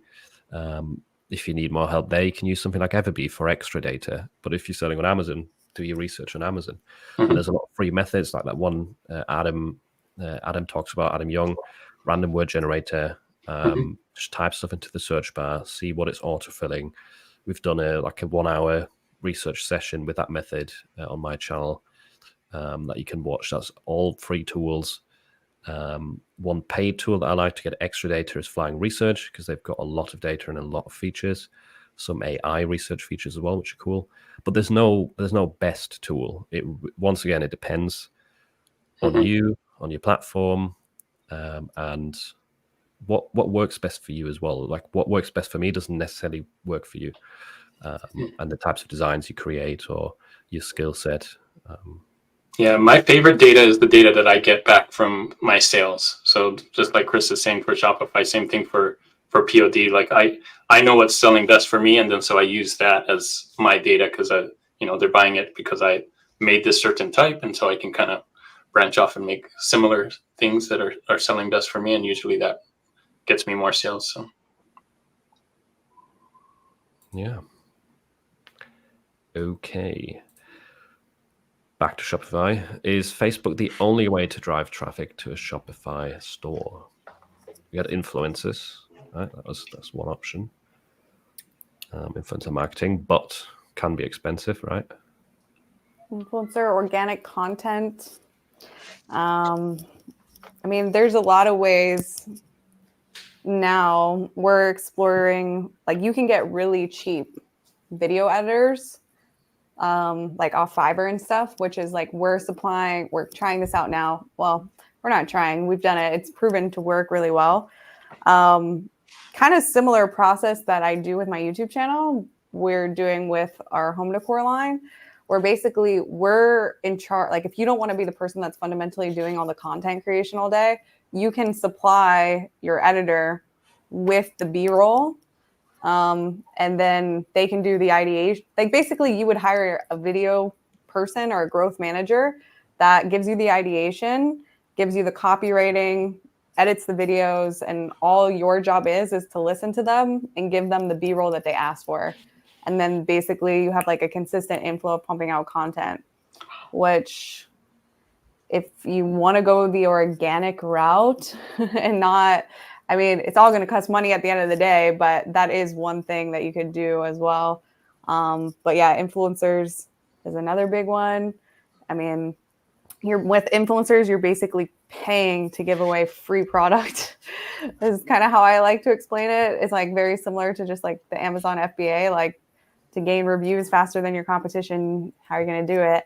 You're going to give away thousands of units of free items, but it's that same type of engine. So I would say influencers, organic content route, and then you have your paid traffic route. And then now there's the TikTok shop route as well, which you could cross post that same content that growth manager is producing for you. You could post that on TikTok as well, and then sync your TikTok shop back to your Shopify account, which is another thing that we have going on as well. Yeah, it's primarily broken down, like Hannah said, organic versus paid. I would pick one or the other and then specialize in that. And there's pros and cons to both. And then like within paid, which is what I primarily do, like there's Facebook, YouTube, Google, TikTok, Twitter, lots of different platforms. They're same thing. Just pick one and get really good at it. Don't diversify. Like whoever said like you need to have multi-channels like right out of the gate, it's just not true. Focus on just one, and get really good at it for the cold traffic. And then that's where you drive 70% of your traffic from cold, which is from Facebook. Those are people who have never heard of you before, brand new, first time they're ever hearing about your company, your products, any of that. And then there's, like Hannah was talking about at the beginning, there's like warm, and then there's retargeting. That's where then it makes sense to add in a little bit of Google, email marketing, SMS, affiliates, all those like, and they're like secondary and tertiary, like in so far as your focus. Primary traffic for us is Meta, because Meta has, I was actually just looking at this the other day, they have over 3 billion active users. Like literally everybody who's on Meta, everybody who's on the planet is on Meta just about. And they're in a different kind of mindset when they're on Meta versus on TikTok or like on Pinterest, or like I've run ads from all those platforms. You can get clicks super cheap, but it's typically much lower converting, at least from my experience. I'm sure there's other people that say otherwise, but that's why Meta, we've had the best results. So yeah, it's certainly not the only way, but in my experience, we've had the most success with it by far. Mm-hmm.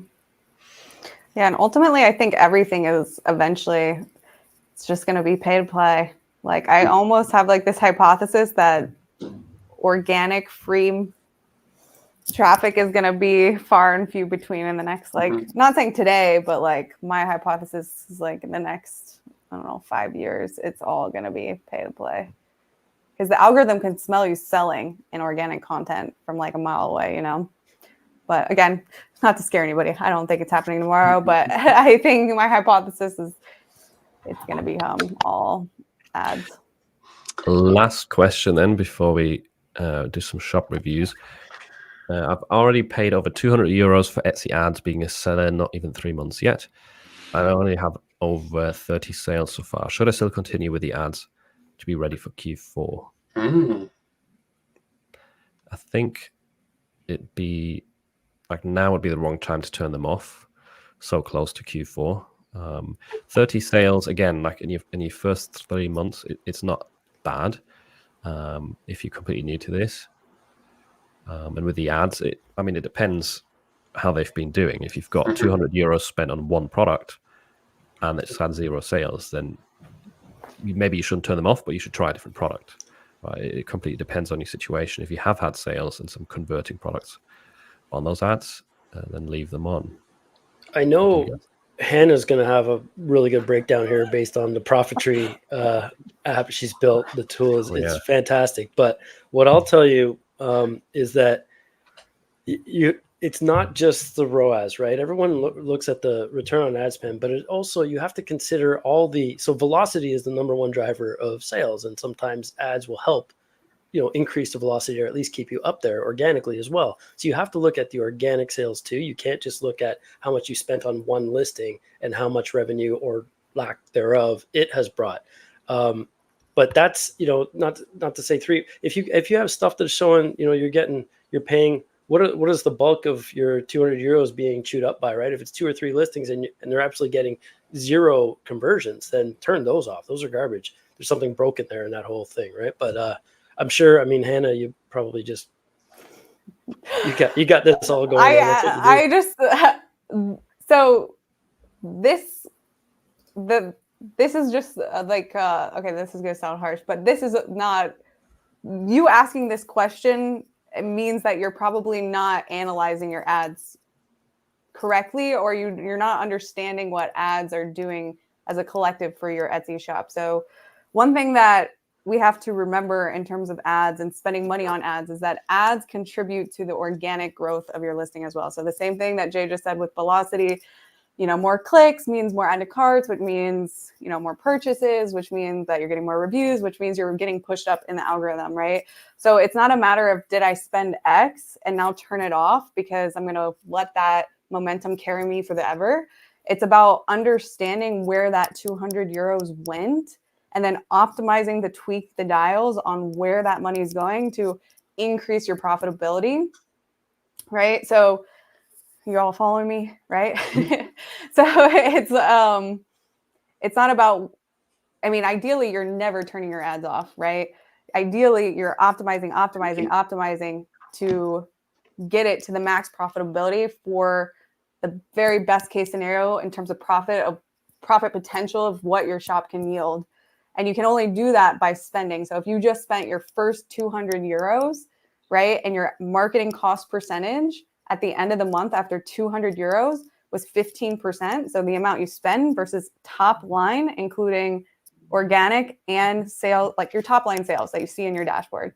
So if that percentage was 15%, then the goal for the next month is to get that 15% to 12%. And this is how we want to look at, and this is the same for, I'm assuming, for Amazon PPC. There's a term called tacos, which is your total ad cost of sales. Total ad cost of sales, right? And so this term isn't known on Etsy because the Etsy marketing dashboard actually doesn't give you one piece of information that's useful to us to optimize our ads except for spend. And so essentially the question that we should be asking is, where did this $200 go, right? And then we go look at those listings to see individually how much money was spent and what was that tacos amount on that listing compared to the total revenue of the listing, and does that make sense? And that indicator, that tacos metric indicator, is the deciding factor of whether or not we're going to turn an individual listing off. And it's by turning the ones off where the tacos don't make sense that gets that 15% down to 14%, and then 13%, and then 12%. But, tomorrow, if you go out and you launch 100 new listings and you put ad money behind all of them, that variable is going to contribute to that 15%, maybe going to 20%. But you have to do that in order to weed out the best sellers. So it's like, out of every 100 listings that you post, maybe only 5 to 10 actually make sense with ad money behind it. But the overarching goal to build a layer of competitiveness around your store is that you want to get to the max budget of allowance of $1,000 a day, but yielding the max profitability. And so sometimes in my YouTube videos, I get criticized for this because they're like, oh, she just wants you to spend all your money. It's like, no. Like, it's not about spending your budget just to spend your budget. If you're not actually making more profit, then like, what are we doing here, right? So it's about tweaking the dials to make sure that the dollar spent is giving you back the max potential of what it can be. And you decide what your thresholds are, right? So maybe for you in a print on demand space where your margins are already slim, right? Your threshold of that tacos is really strict. Like maybe you want it to be less than 10%. And if it's not, if your ad cost percentage is going, or tacos is going over 10%, after $15 spend, you turn it off, because there are other listings in your portfolio that are yielding you that 10% tacos. And that's how you turn it off over time. And right now, yeah, the Etsy ads dashboard doesn't give you, like I said, you have to do this calculation manually. But Profitry, my software, is actually coming out with a Chrome extension where you're going to be able to see your spend, your marketing cost percentage, your spend, your tacos, and your net profit percentage after ad spend. We haven't launched this Chrome extension yet because there's API restrictions. So we're like bootstrapping this whole tool to do this. But basically, in one page, you'll be able to see every data point that you need to make a decision. Because does that work on Shopify too? No. Well, that would be getting into cool. like, well, you would use for Shopify. I mean, wouldn't the Meta dashboard, doesn't it? No, I mean, you would have to. Yeah, but just like a profit, like I just Googled it and it shows that like you integrate with like Printify, which is what we use. Yeah.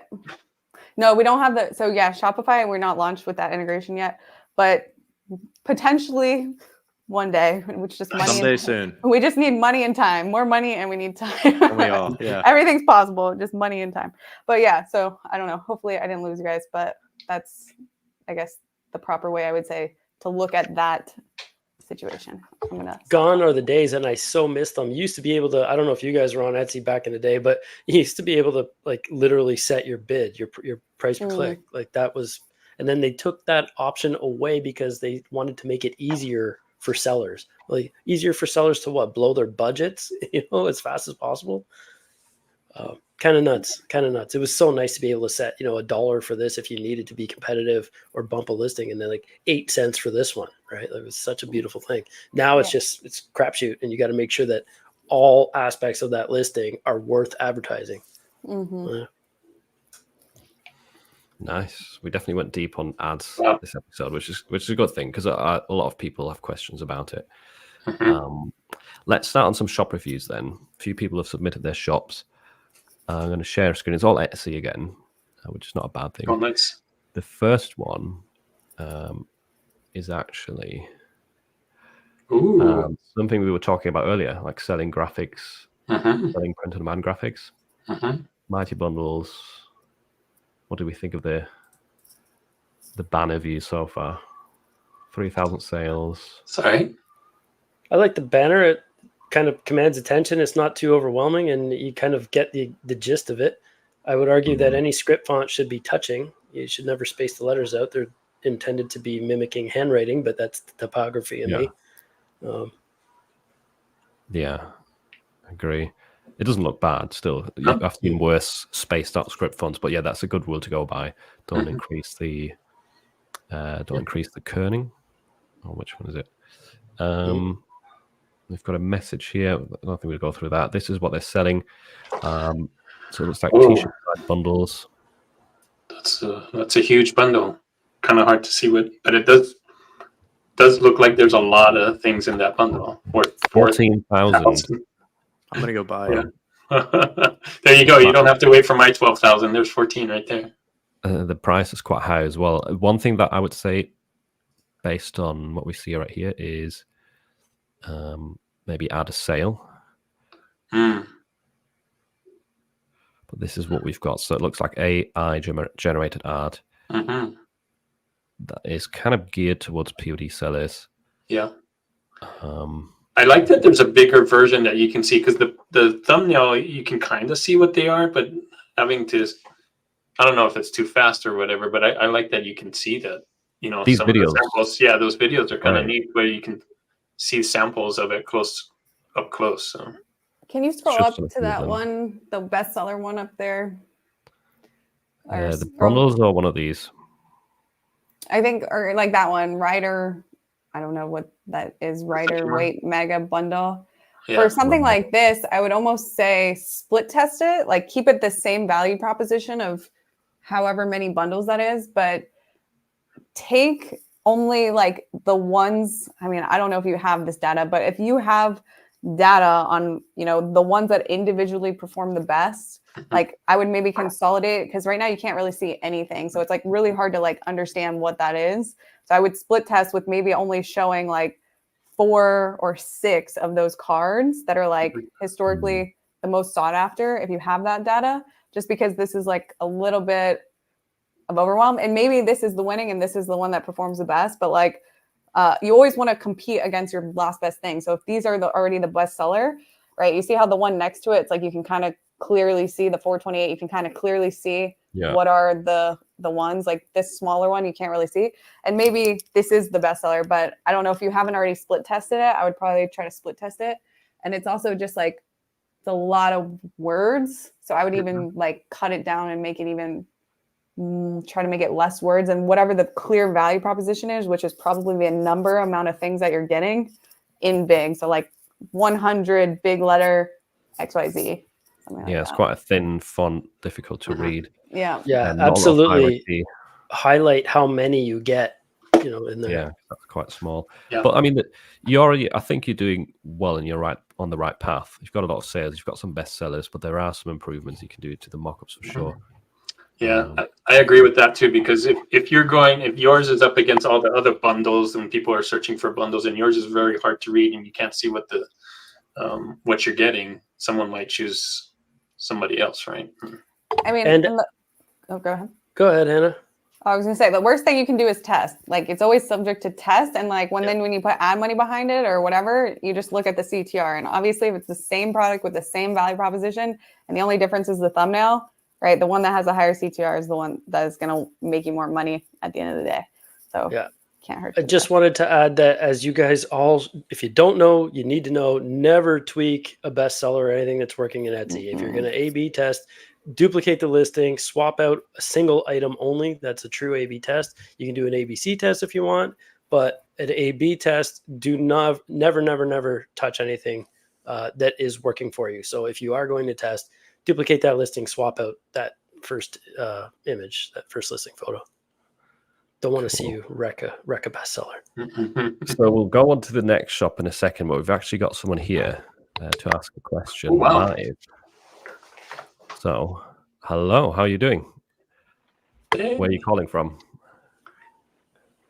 Can you hear us? Wearables? We can't hear you. I think you're muted. Look, bottom left. It looks like you're on a phone, doesn't it? Command D if you're on a Mac. Oh, on a phone. Hey, go. I'll take you off stage, and we'll try again after the next shop review. Present. Right. Let's go on to this one. I believe the person put into the comments that this shop is very new, like a week old. So it's got no sales. The banner. Congrats on getting started, Janet. Yeah, exciting. Good job for starting. Pauzukas. That's awesome. Yeah, cool name. Yeah, that looks like there's a bit of an outline of what you're going to do. That's cool. A few updates. And interesting listings. That's an interesting mock-up where it's in a box. Like we talked about maybe zooming in a little bit more so we can see the design more. I think that I would do that, but so this was exactly the type of stuff that I'm talking about. So like you don't want anything to potentially distract them from the value of the thing that you're selling. So even like that, I think it's a feather or like the flower on the side, like you don't want someone to be like, oh, I think that's ugly. And now they're thinking about, oh, that's ugly. You know what I mean? So they want to think, you only want the center focal point to be exactly the thing that you're selling. Like nothing potentially hazardous. So I kind of like this mock-up actually, like how it's in a box. I would just either zoom in more or just make it more clean on the sides. I don't know if you guys agree with that one. I do definitely zoom in. I also want to ask you if you're actually shipping these in a box of any kind, because if you're not, you're potentially creating an issue where there could be some friction, like somebody's getting a poly mailer versus what looks to be packaged in a really nice box. Might be a letdown if they're sending it to somebody as a gift. I just wouldn't invite any potential kind of conflict or something that. But I mean, it looks cool. It looks really nice. If you're sending it in a box, and that's great. If you're doing it yourself. What are the words on there? I can't read some of those words on the mock-ups. Can you see it, Philip? Sorry, say that again. What are the words on each of those mock-ups? They're like the top right has something color. So I think that's comfort colors. Comfort colors. Brand of the shirt. Ivory at the bottom, mustard, navy. So these are the colors that are on the thumbnail. Interesting. Ships fast.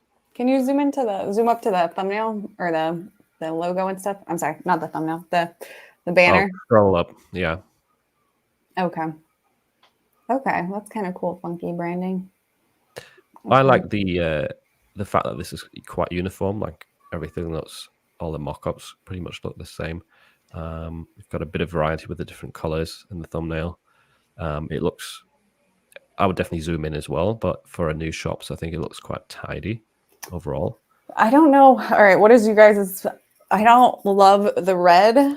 Sometimes I think when people think of red, they think of hazard. I don't know. This might just be a personal thing, or doesn't actually matter, or if you guys used red like badges before. But I personally don't. To me, it's like almost like a negative connotation to see red, and you don't want someone to have a potentially like a millisecond feeling of, oh, that's, I don't know, aggressive. I don't know, whatever they correlate with the color red. Never thought about that, but it's a good point. I don't know. It raises blood pressure. It raises blood pressure, stimulates appetite. It causes like irrational behavior. It does, color theory is another thing you guys need to study after typography. All right. I didn't just pull that out of my ass. Okay. Thank you. No, it's real. And whether or not you might just know that because of, the way you've been, I guess, socially conditioned or, but it's just how we all kind of resonate with color. It's a real thing. But also when you're having like a bright red like that, I would very least have the text in white for the maximum contrast as opposed to black. Apart from that, I would not make it green. Green means go, right? Mm-hmm. Yeah. There's actually a psychological, like little psychological things. I mean, this is off topic, but like, even like on my Shopify website, the psychology was saying complete purchase versus complete checkout or something. Like the idea of purchasing is like a negative connotation. So if you change your checkout button in Shopify to, complete checkout or something like that, it should increase your conversion rate on the checkout page by like 25% just by that one thing. And changing, like, people associate purchase with like a negative thing or like getting rid of money, spending money. And so by changing it to like, yay, get my order, I don't know, something fun, it's like it increases or decreases the drop off of your checkout page. I don't know, just like little things that the color red or what, like that, you like never even thought that it would make such a drastic change. But that was off topic. No. Well, psychology applies. Absolutely. It's a big thing, man. Scarcity, urgency, all of it. Let's try again then. Hello, wearables. Say something. Oh no. Dang it. Can hear you mouthing it or see you mouthing it. That's a shame. Oh. Yeah. Oh, wait. It's not working. Yeah. No. I can barely hear you, but I can hear some audio. You have a phone case on? Maybe take the phone case off. I hear it we hear it a little bit. Dull. No. Oh, wonder why the mic would be. Oh, Sounds like underwater. So yeah, you might have to maybe turn speakerphone on if you haven't already. Or is your mic connected to your AirPods or something that are across the room? It's connected, he said. That's a shame.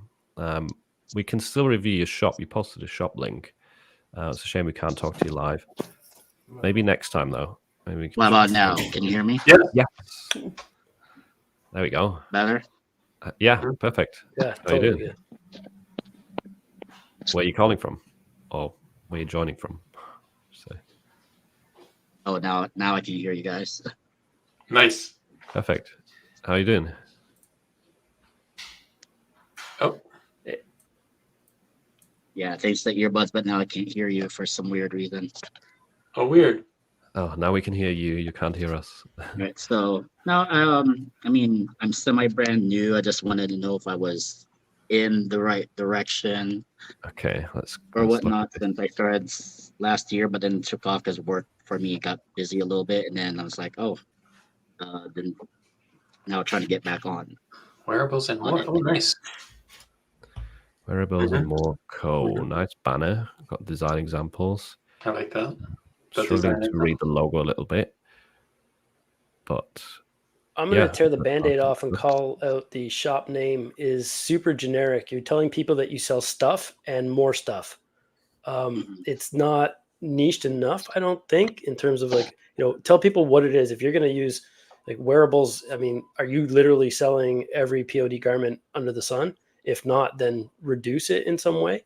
Well, Your intent, first I started off with t-shirts and then sweaters, hoodies, then whatnot, and then it's like, and then moving on to like blankets, and then I had to stop off on blankets for a while because it was messing up my design. I'm like still trying to figure out on Canva how to try and do it and whatnot. So that yeah. went off for a little bit for now. Right off the hop there, blankets aren't really a wearable, right? So it's starting to like, move away from your even the shop name. I would say pick one product, pick one niche and stick it until you master it. You're never going to Mhm. be learning how you said yourself it's difficult to design for that for the blankets, for example, once you've been in the, the t-shirt or sweatshirt space, right?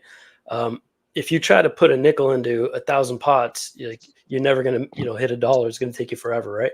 You want to put all your focus, I think, into one item, one design, get really good Mhm. at it so that you're not even thinking about the small processes, the artboard dimensions. You're not thinking about it anymore. Make it automatic. You know what I mean? Like a kata in any, in karate, right? Repeat it until it becomes kind of ingrained. And only then, once you've mastered that, and your sales will tell you if you've mastered it or not, move on to potentially, maybe adding a niche or a new product. That would be my number one from like as a beginner. I want to say the mock-ups definitely looking better than what we've seen before. So like this is a good example, I think, of being zoomed in close enough so you can see the design well, but you can still tell it's a t-shirt. And that seems to be the case in most of these. No additional words or clutter really. So yeah, that's one positive for sure, I'd say. But yeah, we can see there's a lot of different products that you're testing. Yeah, What's 'cause- been selling for him? Can you click the sales? what was that? Sales this. Yeah, 72. 72 sales. Nice. Yeah, that was I started last year, sold like about 1.5K for quarter 4, but then work got busy. So I kind of didn't follow that sales velocity of uploading more, creating more designs until I restarted back up in May of this year again. So just trying to catch back up to getting back in the groove of things. Mm-hmm. So first off, it started with the chickens, and then it's like, okay, maybe that was like, I think that was my starting off niche, just because I grew up with chickens, I raised birds, and then There you moved go. on to other pets. But then I'm like trying to think of like what to move forward with. Was if that stuff was selling, I would maybe zoom out a little bit, right, and go into add a few more potentially homesteading animals, right? Mhm. Zoom out. Keep adding. If that's what was selling for you, like don't reinvent the wheel here. If it was working, Mhm. just build on it, right? Double down for sure. Mhm.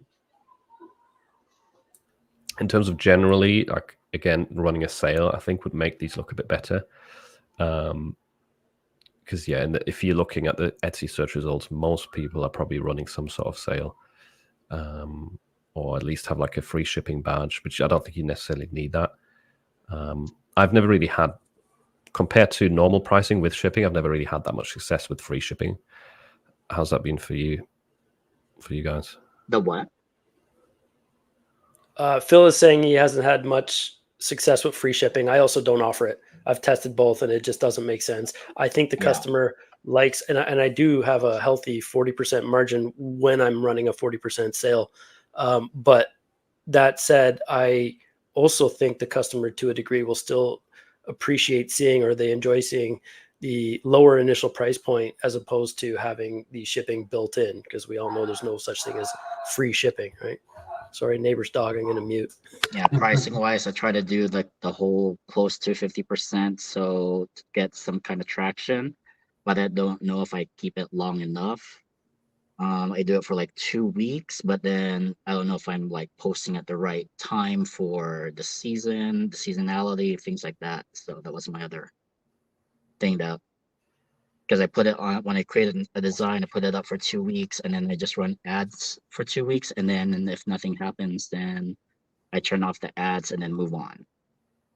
But then if I see like a like or a sale on an item, then I would go back, redesign something, and upscale it towards what was selling. See if it gains more traction that way. Doesn't seem like a bad strat to me. I also like quite a lot of your designs. Mhm. I think your designs are pretty cool. What do you think, Juno? I think so too. I was going to mention that a lot. You got a lot of good designs up there. At least t-shirt looking designs. Those skeletons one looks really cool. The first page had some really good ones too, and so I think you're nailing the design, at least the look of it. I don't know if these things are trending or if they're, but they look good. Because when I do skeletons and I'm seeing the uptick in the search, and I'm like, okay, try to do it that way, but then we use like Everbee. So I'm like, and then I look for the whole site as what's showing, what's selling, and then trying to be like, oh, okay, 3 months till Halloween. Okay, let's try to get some Halloween designs up for that. Right. Good strategy. Okay, any last words of advice from anyone? Because if not, then we've still got another couple of shops to try and get through, and then end it on the personal questions. But thanks a lot for joining Wearables. Yeah, keep going. Yeah, making more. You're definitely doing well in some aspects, and especially doing it next to a 9 to 5. You've got some cool designs, yeah. And you're doing great by seeking feedback and actually like taking that in and then going to apply it. That puts you way ahead of the curve. So nice job. Yeah, it takes a lot of guts to do this. So kudos for sure. Nice. Okay. Right. Thanks for joining. I'll move you off the stage. Bye. And we'll move on to the next screen. I need to find my thing.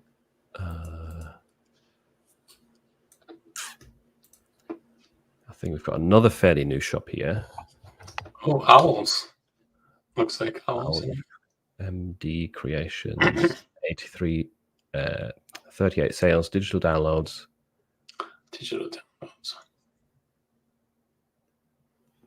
Mostly Halloween. I'll start again with the shop name. Don't use your own name unless your name is Michael Kors or something famous. You make it niche related at the bare minimum so that people will remember it. It has to. You're trying to instill confidence, but before that, people need to know what it is you're selling, but based on the store name, and it needs to be phonetically easy to say, but also easy to spell. Like you've got 3 E's in MD Creations, presumably because the 2E version was taken. I'm not sure. But you know what I mean? Like try to be logical and intentional about how you create this stuff. I don't know. Yeah. And the banner to me doesn't scream digital downloads either, even though it says right there, digital downloads under what you're selling. But I couldn't tell from the banner that that's what I knew you were selling digital owls probably, but not anything else. So. Yeah, it also looks like it's mainly Halloween themed, right? Halloween themed, yeah. Maybe he started off with owls. Let's see. Maybe he did, yeah. Or she did. No, these owls, from what I can tell, are not in the shop. Yeah, the first one was the owls, the very first. Oh, here we go. Yeah, quirky owls, yeah. But yeah, most of the shop seems to be a different theme, so that's something worth considering. I think the banner doesn't necessarily match that. Yeah, maybe the banner was made when you just had owls and that's what you started with, but I think you got enough products now that you could probably change it. I would say my biggest question or something I don't know, because I don't know this niche or how you are going about your research, but I would just challenge, based off of what I'm seeing, like, are you validating, your product, this type of product idea, or validating, the product idea before you actually, go and make these digital downloads. And if you don't care about, I mean, everyone cares, but I would just say, before you invest time and energy into creating a digital download, I would just go into the marketplace and validate somewhere that people are actively buying this on like a big scale. If that's like the goal, if this is just like, oh, I just want to do it for fun, whatever, and this is what I like making or designing, then you can say, screw all this advice.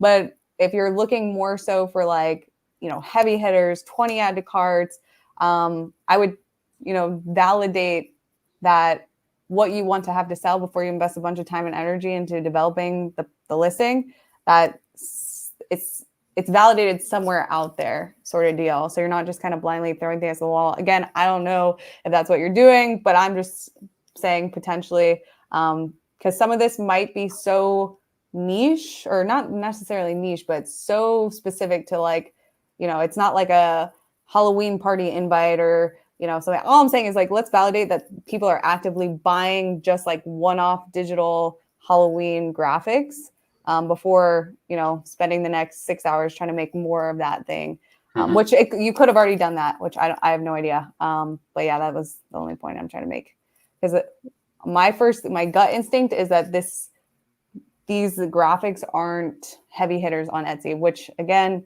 if that's not the goal for you, then just ignore all this. But if your goal is, I want to get my listings with 20 add to cart badge, bestseller badge, then it might be, a good idea to take a step back and validate your competition or validate the product idea before you spend more time on it. Yeah, I totally agree with that. I think a lot of people get thinking that all they have to do is add 1,000 or 2,000 or whatever amount of things, but you have to validate that they're actually something people want to buy. So yeah. He opened in June, so he's still learning. But yeah, if you're a new seller, I don't think the shop is looking bad necessarily. And in a sense, I get it. If you've got these bundles, which tend to do better, I think, for digital downloads, then it's kind of easy to repurpose the graphics within the bundle as individual listings, if you're not bothered about the listing credits. But yeah, they're rarely going to turn into like heavy hitters. For me, for my digital download shops, it's also the bundles that do best. But I still, occasionally take a bundle that's sold a few times and just post the things individually, because there is the odd person that would rather spend $1 on one graphic than $5 and 50 graphics. I don't know why, but that does happen. And only to say that the limited digital download shop I have with only like 30 listings in it so far and haven't touched in a year still sells regularly, but they're all evergreen, right? So after, you've got Halloween now and then Christmas, nothing in your shop is going to go for the next 10 months of the year. So that's something to consider too. I would invest in evergreen kind of in every element of your business if you want, a long-term sustainable business. I've got an interesting one coming up here. Well, thanks to everyone for submitting your stores, by the way. It's cool to get different opinions on these. And we also have a different array of shots, because this one now has 4,000 sales. So I'm guessing this one is a little bit older. Really like this banner. That looks like an interesting product. Like a personalizable blanket. Good news convention. Oh, here we've got your favorite again, Jay.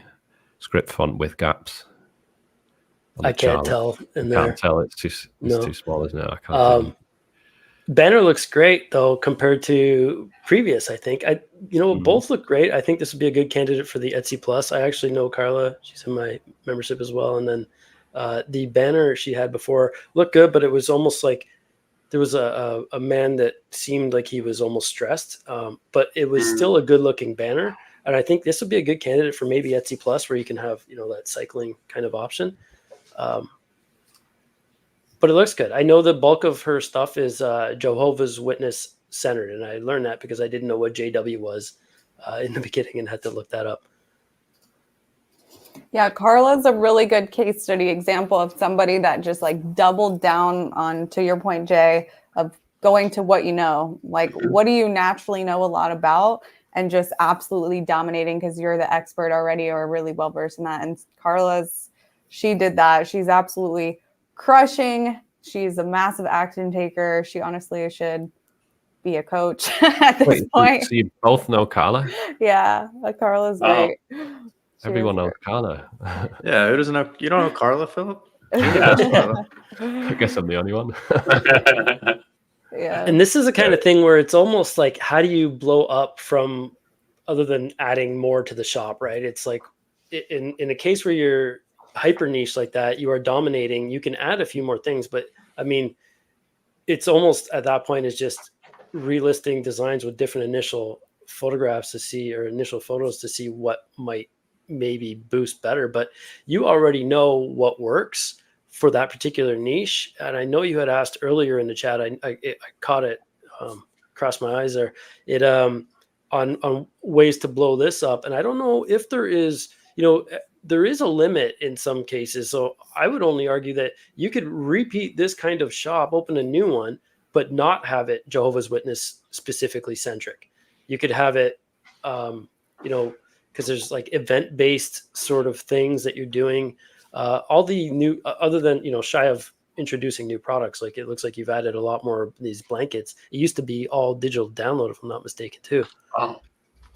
For something that's so niche specific like this, like if you say like there's so many trajectories. So like that's a really great trajectory. Like you could do a parallel where, there's another parallel that makes sense. But I almost like, if I was in your position, because the brand loyalty to something like this is so freaking strong, like I would say the next best step for this, because I'm sure social media has a bunch of Jehovah like influencers, like I would go Shopify route, get in, have like a dedicated influencer outreach person, TikTok shop route, because it's such a niche but loyal fan base that like this compounded with content and hundreds of people vouching for you and video testimonial and, promoting your stuff in TikTok shop would just crush, because it's like, it's so specific. You know what I mean? So I don't know.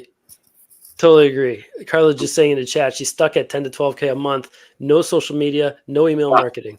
Wow. Yeah.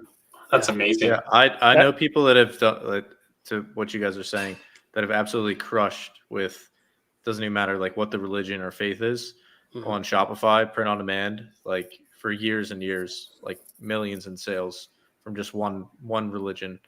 Because email marketing and like you build that's where Shopify, to me, it's like my favorite part is that you build such a passionate following when you build like a brand around whatever topic or niche you're in. And like, it doesn't get much more passionate than like going this route. So like email marketing, SMS, Facebook communities, it just absolutely crushes. Yeah. And just like when you think that you're like, oh, like who would want to be in a community or something about that? Like for my fast fashion jewelry company, like we got like 150 ambassadors into a Facebook group for fast fashion jewelry. You know what I mean? So it's like, just as long as you position it in a way, like for that company, it was all about like self-love and like body positivity. Like when you put a meaning behind your thing, even though it's just fast fashion jewelry, like people resonate. But then like, if it worked for like fast fashion jewelry, think of like all these like micro niches, like what she's doing that are just like, imagine the following, you could accumulate on the back end of that. And plus it's like actually serving, for Carla, like this is like really serving her mission and purpose, which is like, ideal situation for a business. Right. So I don't know, just good job. Yeah. If you can align with your brand's values entirely, inherently, that's a pretty special place to be. Yeah. Yep. Yeah. There you go, Carla. Come back to next pod council and we can do a review of your Shopify store. There you go. Yeah, what a strong brand. That's amazing. I think a lot of pod sellers don't have that kind of brand, specific, and that's a big win. So, yeah, niche specific, brand specific, for sure. Man, it's a no-brainer, right? Yeah. Guys, I'm so sorry. I have to cut out early. So sorry. Totally fine. I was just going to say Hannah's got to go, and it's been 2 hours. Yeah. Thank you it's so been 2 much. hours. Thank you Thanks so a lot much. for joining. Hey, Hannah. It's nice meeting you. Hopefully- Yeah. Nice meeting you. Hopefully see you on the next one. Bye, guys. Mhm. Bye. Yeah, everyone's doing this for free, and it's been 2 hours, so I'm not expecting Wait, anyone to what? stay longer than Free. Okay, bye, Chris. I've got about 4 more minutes. I can hear my dog Oh, mate. losing his mind too. Oh yeah, that suits for the first personal question. Cats or Oh, dogs? good to know. Dogs for Jay. I'm a dog person. If I had to pick, I prefer, no kids are the best, are my favorite color. It was always something I said, but I prefer, no anchors. But if I had to pick, it'd be dogs over cats. Although I do sell a hell of a lot of cat-centric T-shirts, so I'll say that. Ah, okay. You're betraying dogs. your own pet. I'll do a poll as well. Cats and dogs. Cats, dogs. Juna, do you have a cat or dog? We don't have any pets. We had dogs and cats growing up when I was younger, but we don't have any pets right now. I think I prefer dogs just because you can play with them a lot more and rough them up and stuff. And cats are a little more. You have to be a little more gentle. At least the cats that we've had. So yeah, I would slightly go Your dogs over. corgi graphic, right? Your corgi design. Yeah, dogs. I feel like cats don't need humans, right? Yeah, you're Dogs- serving cats, but dogs. Yeah, Totally. When they're I not would easily plotting watch like a 20-minute YouTube video of just Juna trying to befriend like an unfriendly cat, like Oh. just slowly like cinching up next to it, and then like by the end of the video, I would watch that. I'd have high All right. ratings. I feel like Right. there's a missed opportunity there. You didn't bring up playing with the rubber band ball or anything. No, that's his the third question. That's going to be his answer, which we'll get to that in a second. My answer's easy. Dogs. Dogs. Yeah. So, Oh, we're all dogs. 4 dogs, right? I'm guessing you're dogs, Philip. I haven't given my answer. I might say cats. You don't know. I grew up with a cat, so Yeah.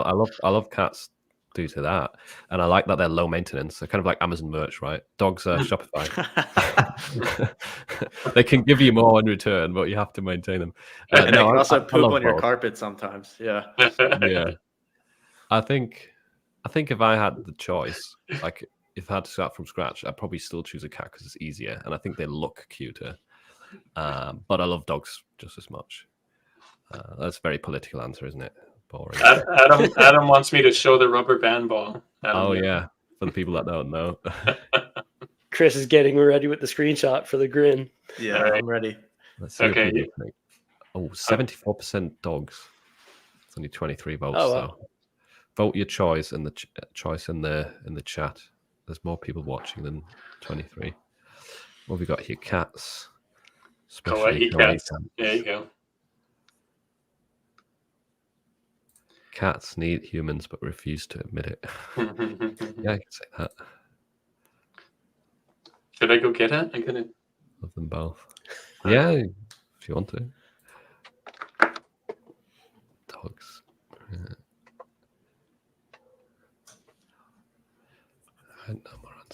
No more comments to that. Oh yeah, the signature move. I got the screenshot. We got it again. Again? Can you make attachments in it? No, I don't think you. It's beautiful. I'll send it after. It's beautiful. You got another one? You got another good shot?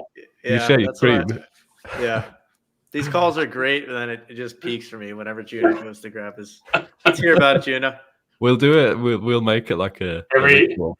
I'm gonna have to add to it Yeah. for next time.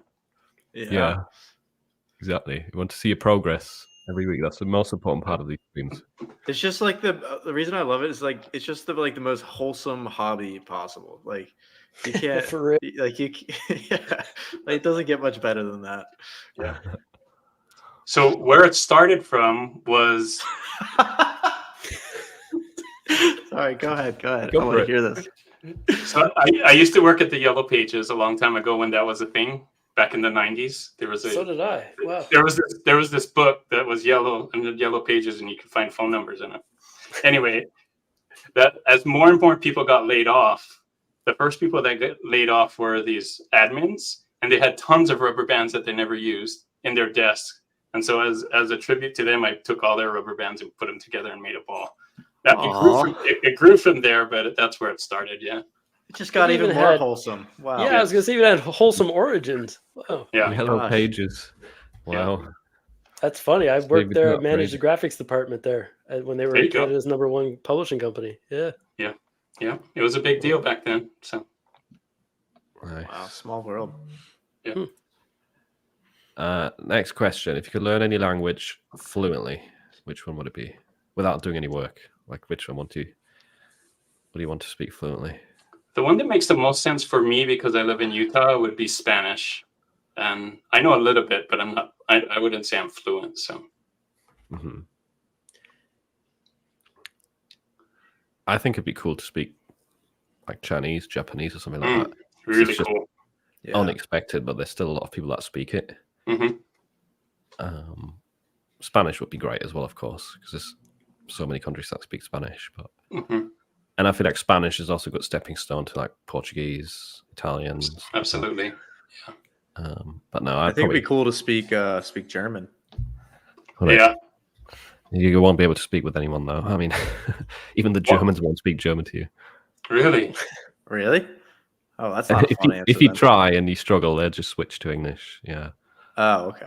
Well, that's accommodating at least. It's not Yeah. like, it's the opposite of It hear that is, in different in a languages. sense. But if you want to actually learn German, it's not really good in that sense. It's better like countries like Spain, France. If you speak their natural language, they're happy to speak that with you. I think, Hmm. which helps. That's when they switch to English on you. You just go 9, and then you go back to German and force them to keep. Right? Exactly. Good strategy. I grew up speaking French and English, and I want to say Spanish, but I feel like I've got a bit of a grasp on it, so it feels like I'm wasting that one wish. So I feel the same. Something Asian. Mm. I'm not sure, but something that like billions of people speak that I know nothing about, right? Like, because then, I mean, you can be traveling the world and at least be able to communicate in some way. Yeah. Yeah, I always thought it'd be so cool to go to the Canton Fair in China, which is the largest trade show in the world. Ooh. So I've always thought that would be incredible.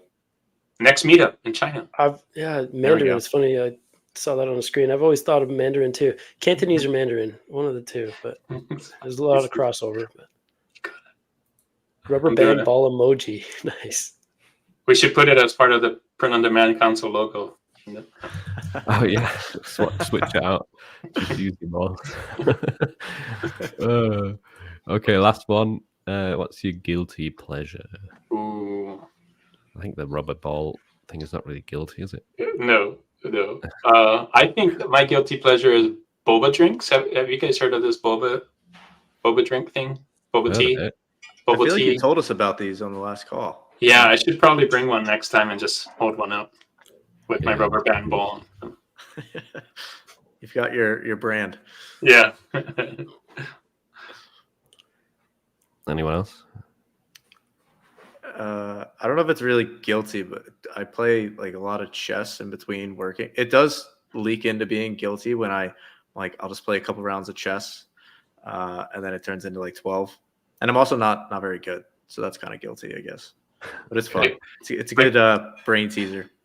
Like with other people or online, or where do you play? Online. Online? Nice. If you go on, you can just play like speed chess. Yeah, rum. That's a good Bro, one. nice. You just do like speed chess, a couple With games. rum.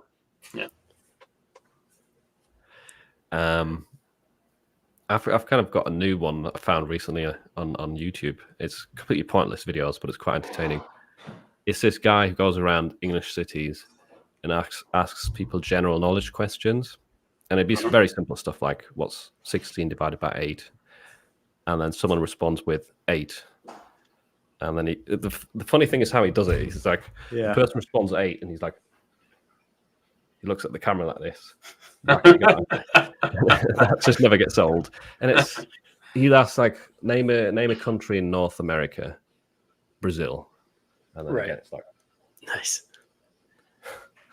I always wonder with those. If they're staged or not.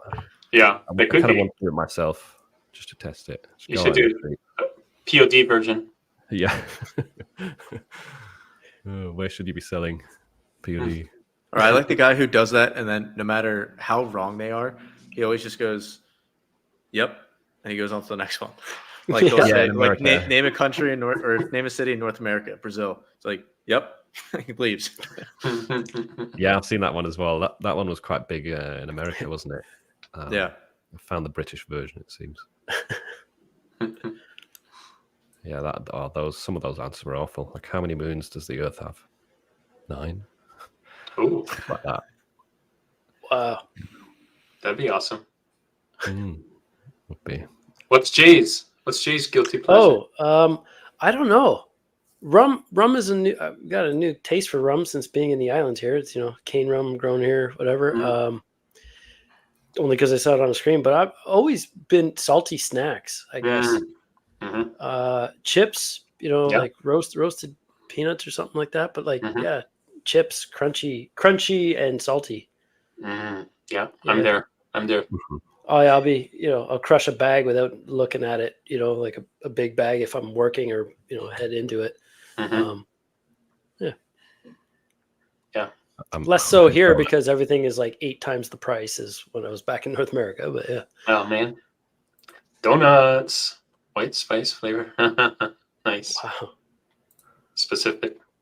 But you said Stacey? it's eight times more expensive where you are now, or it's more expensive in the States? More expensive in Belize for American brands. So like a bag of Ruffles, for example, is like 22 Belize, so $11 US. Wow. Like a normal, yeah. So maybe not 8 times, but at least 3 or 4. Yeah. You really gotta want it. Yeah. Well, yeah. It's crazy. You can buy their Version Mexican brand that is imported for like $2.95 Belize, so like $3. It's 2 to 1, so it'd be $1.50 US, which would be cheaper than what we pay at home. But to buy the American brands down here is astronomical. A lot of things are. A head of cauliflower was $29.50 Belize, so $15 US. Wow. Oh my gosh. Yeah. So yeah, the grass isn't always greener that way. If I ever bought cauliflower, I imagine that'd be a lot. It was for the damn dog. I'm telling you. This is why. You feed your dog cauliflower? We used to. We steam veggies. Yeah. Wow, you are a good dog owner. We could not, I'm telling you, only because we could not buy kibble down here because it's a 50-50 shot. Even like we have a Great Dane, so we're buying the 40 kilogram bags or whatever. Wow. You can't gamble at those prices of that because it's also double, so it's like a $200 bag. But when you open it, 50-50 shot, it's already rotten or moldy inside because of the humidity. Nothing, the storage isn't climate controlled. So we're buying produce, and that cauliflower will already have black starting on the edge. So you're cutting it off. It's like the pros and cons to no processed food is there's also no shelf life, right? That's but what I'm putting in myself, I'm down almost 36 pounds, 34 pounds, I think. Wow, good for you. Congrats. 10 months of it's 2 feet and a heartbeat here. There's no cars on the island. You either ride a bike or you walk or you golf cart, but we don't have a golf cart. It's 2 miles by a half mile. So like 3.5K by 1K. So you're walking everywhere and it's good, No fast food chains, right? We talked about none of that. And we're walking the dog every day. We're at home. We had like 3/4 of an acre. So you just we backed on the forest, throw a ball and he's good. Right. Mm-hmm. So, good for you, man. That's amazing. Really cool. Yeah, good for you, James. It's kind of funny looking back like 8 months ago, 10 months ago at the YouTube videos I was doing, right? I'm like, holy crap, my face is out here. I was gonna say, I was just seeing like some of your thumbnails the other day. I was like, Jay's slimmed. Yeah. For you. Yeah. It in the right way, in a good way, at least, right? So it's just moving more and eating you look better. amazing. Yeah. Thanks, man. Still not lean or anything like that, but yeah, maybe one day I'll start actually doing something other than walking. Yeah, it's all about how you feel. If you feel progress. That's good. Yep. Mm-hmm. It's a quick one. What's your opinion on Amazon removing Samsung cases? Yeah, I didn't get a lot of Samsung case. Me neither. I've got 6 sales in 4 years, so I'm not. But what's interesting is I think other pod sites are still keeping them. So I don't know what Amazon they're going by the data. I'm sure that they, or maybe Samsung's not giving them the license anymore. I'm not sure, but whatever it is, it doesn't hurt my sales that much though, as far as me. Negligible as well. I don't design for them, and I'm not of the camp of throwing up t-shirt designs on every product either. So I barely have any listed, but I also don't. Yeah, I'm not going to notice that one. Ooh, in-person event in Belize. Oh man, whenever. Gonna flood the island. Yeah. Yeah. We can make it happen. Otherwise, I'd argue Mexico's a lot cheaper. Just putting that out there. Ooh. Was it Mike and everybody? Yeah, we'll sort one out with Mike. Yeah. Mm-hmm. Very important poll in the chat, by the way, just before we end. It's what's your favorite, salty or sweet? Salty. I saw that. Sweet. I had salty immediately. Yeah. Stacy's the sweet fan, my wife. Yeah. Oh, no, sweet. But I am sorry, I gotta bounce here, guys. Yeah, so I think we're going to end it now. Thank you so anyway. much. Okay. Yeah, thanks, Jay, for joining.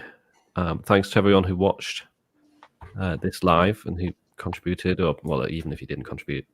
Nice to have you here, and we'll see you on the next episode. All right. Have a nice evening. See you guys. Thanks, everybody.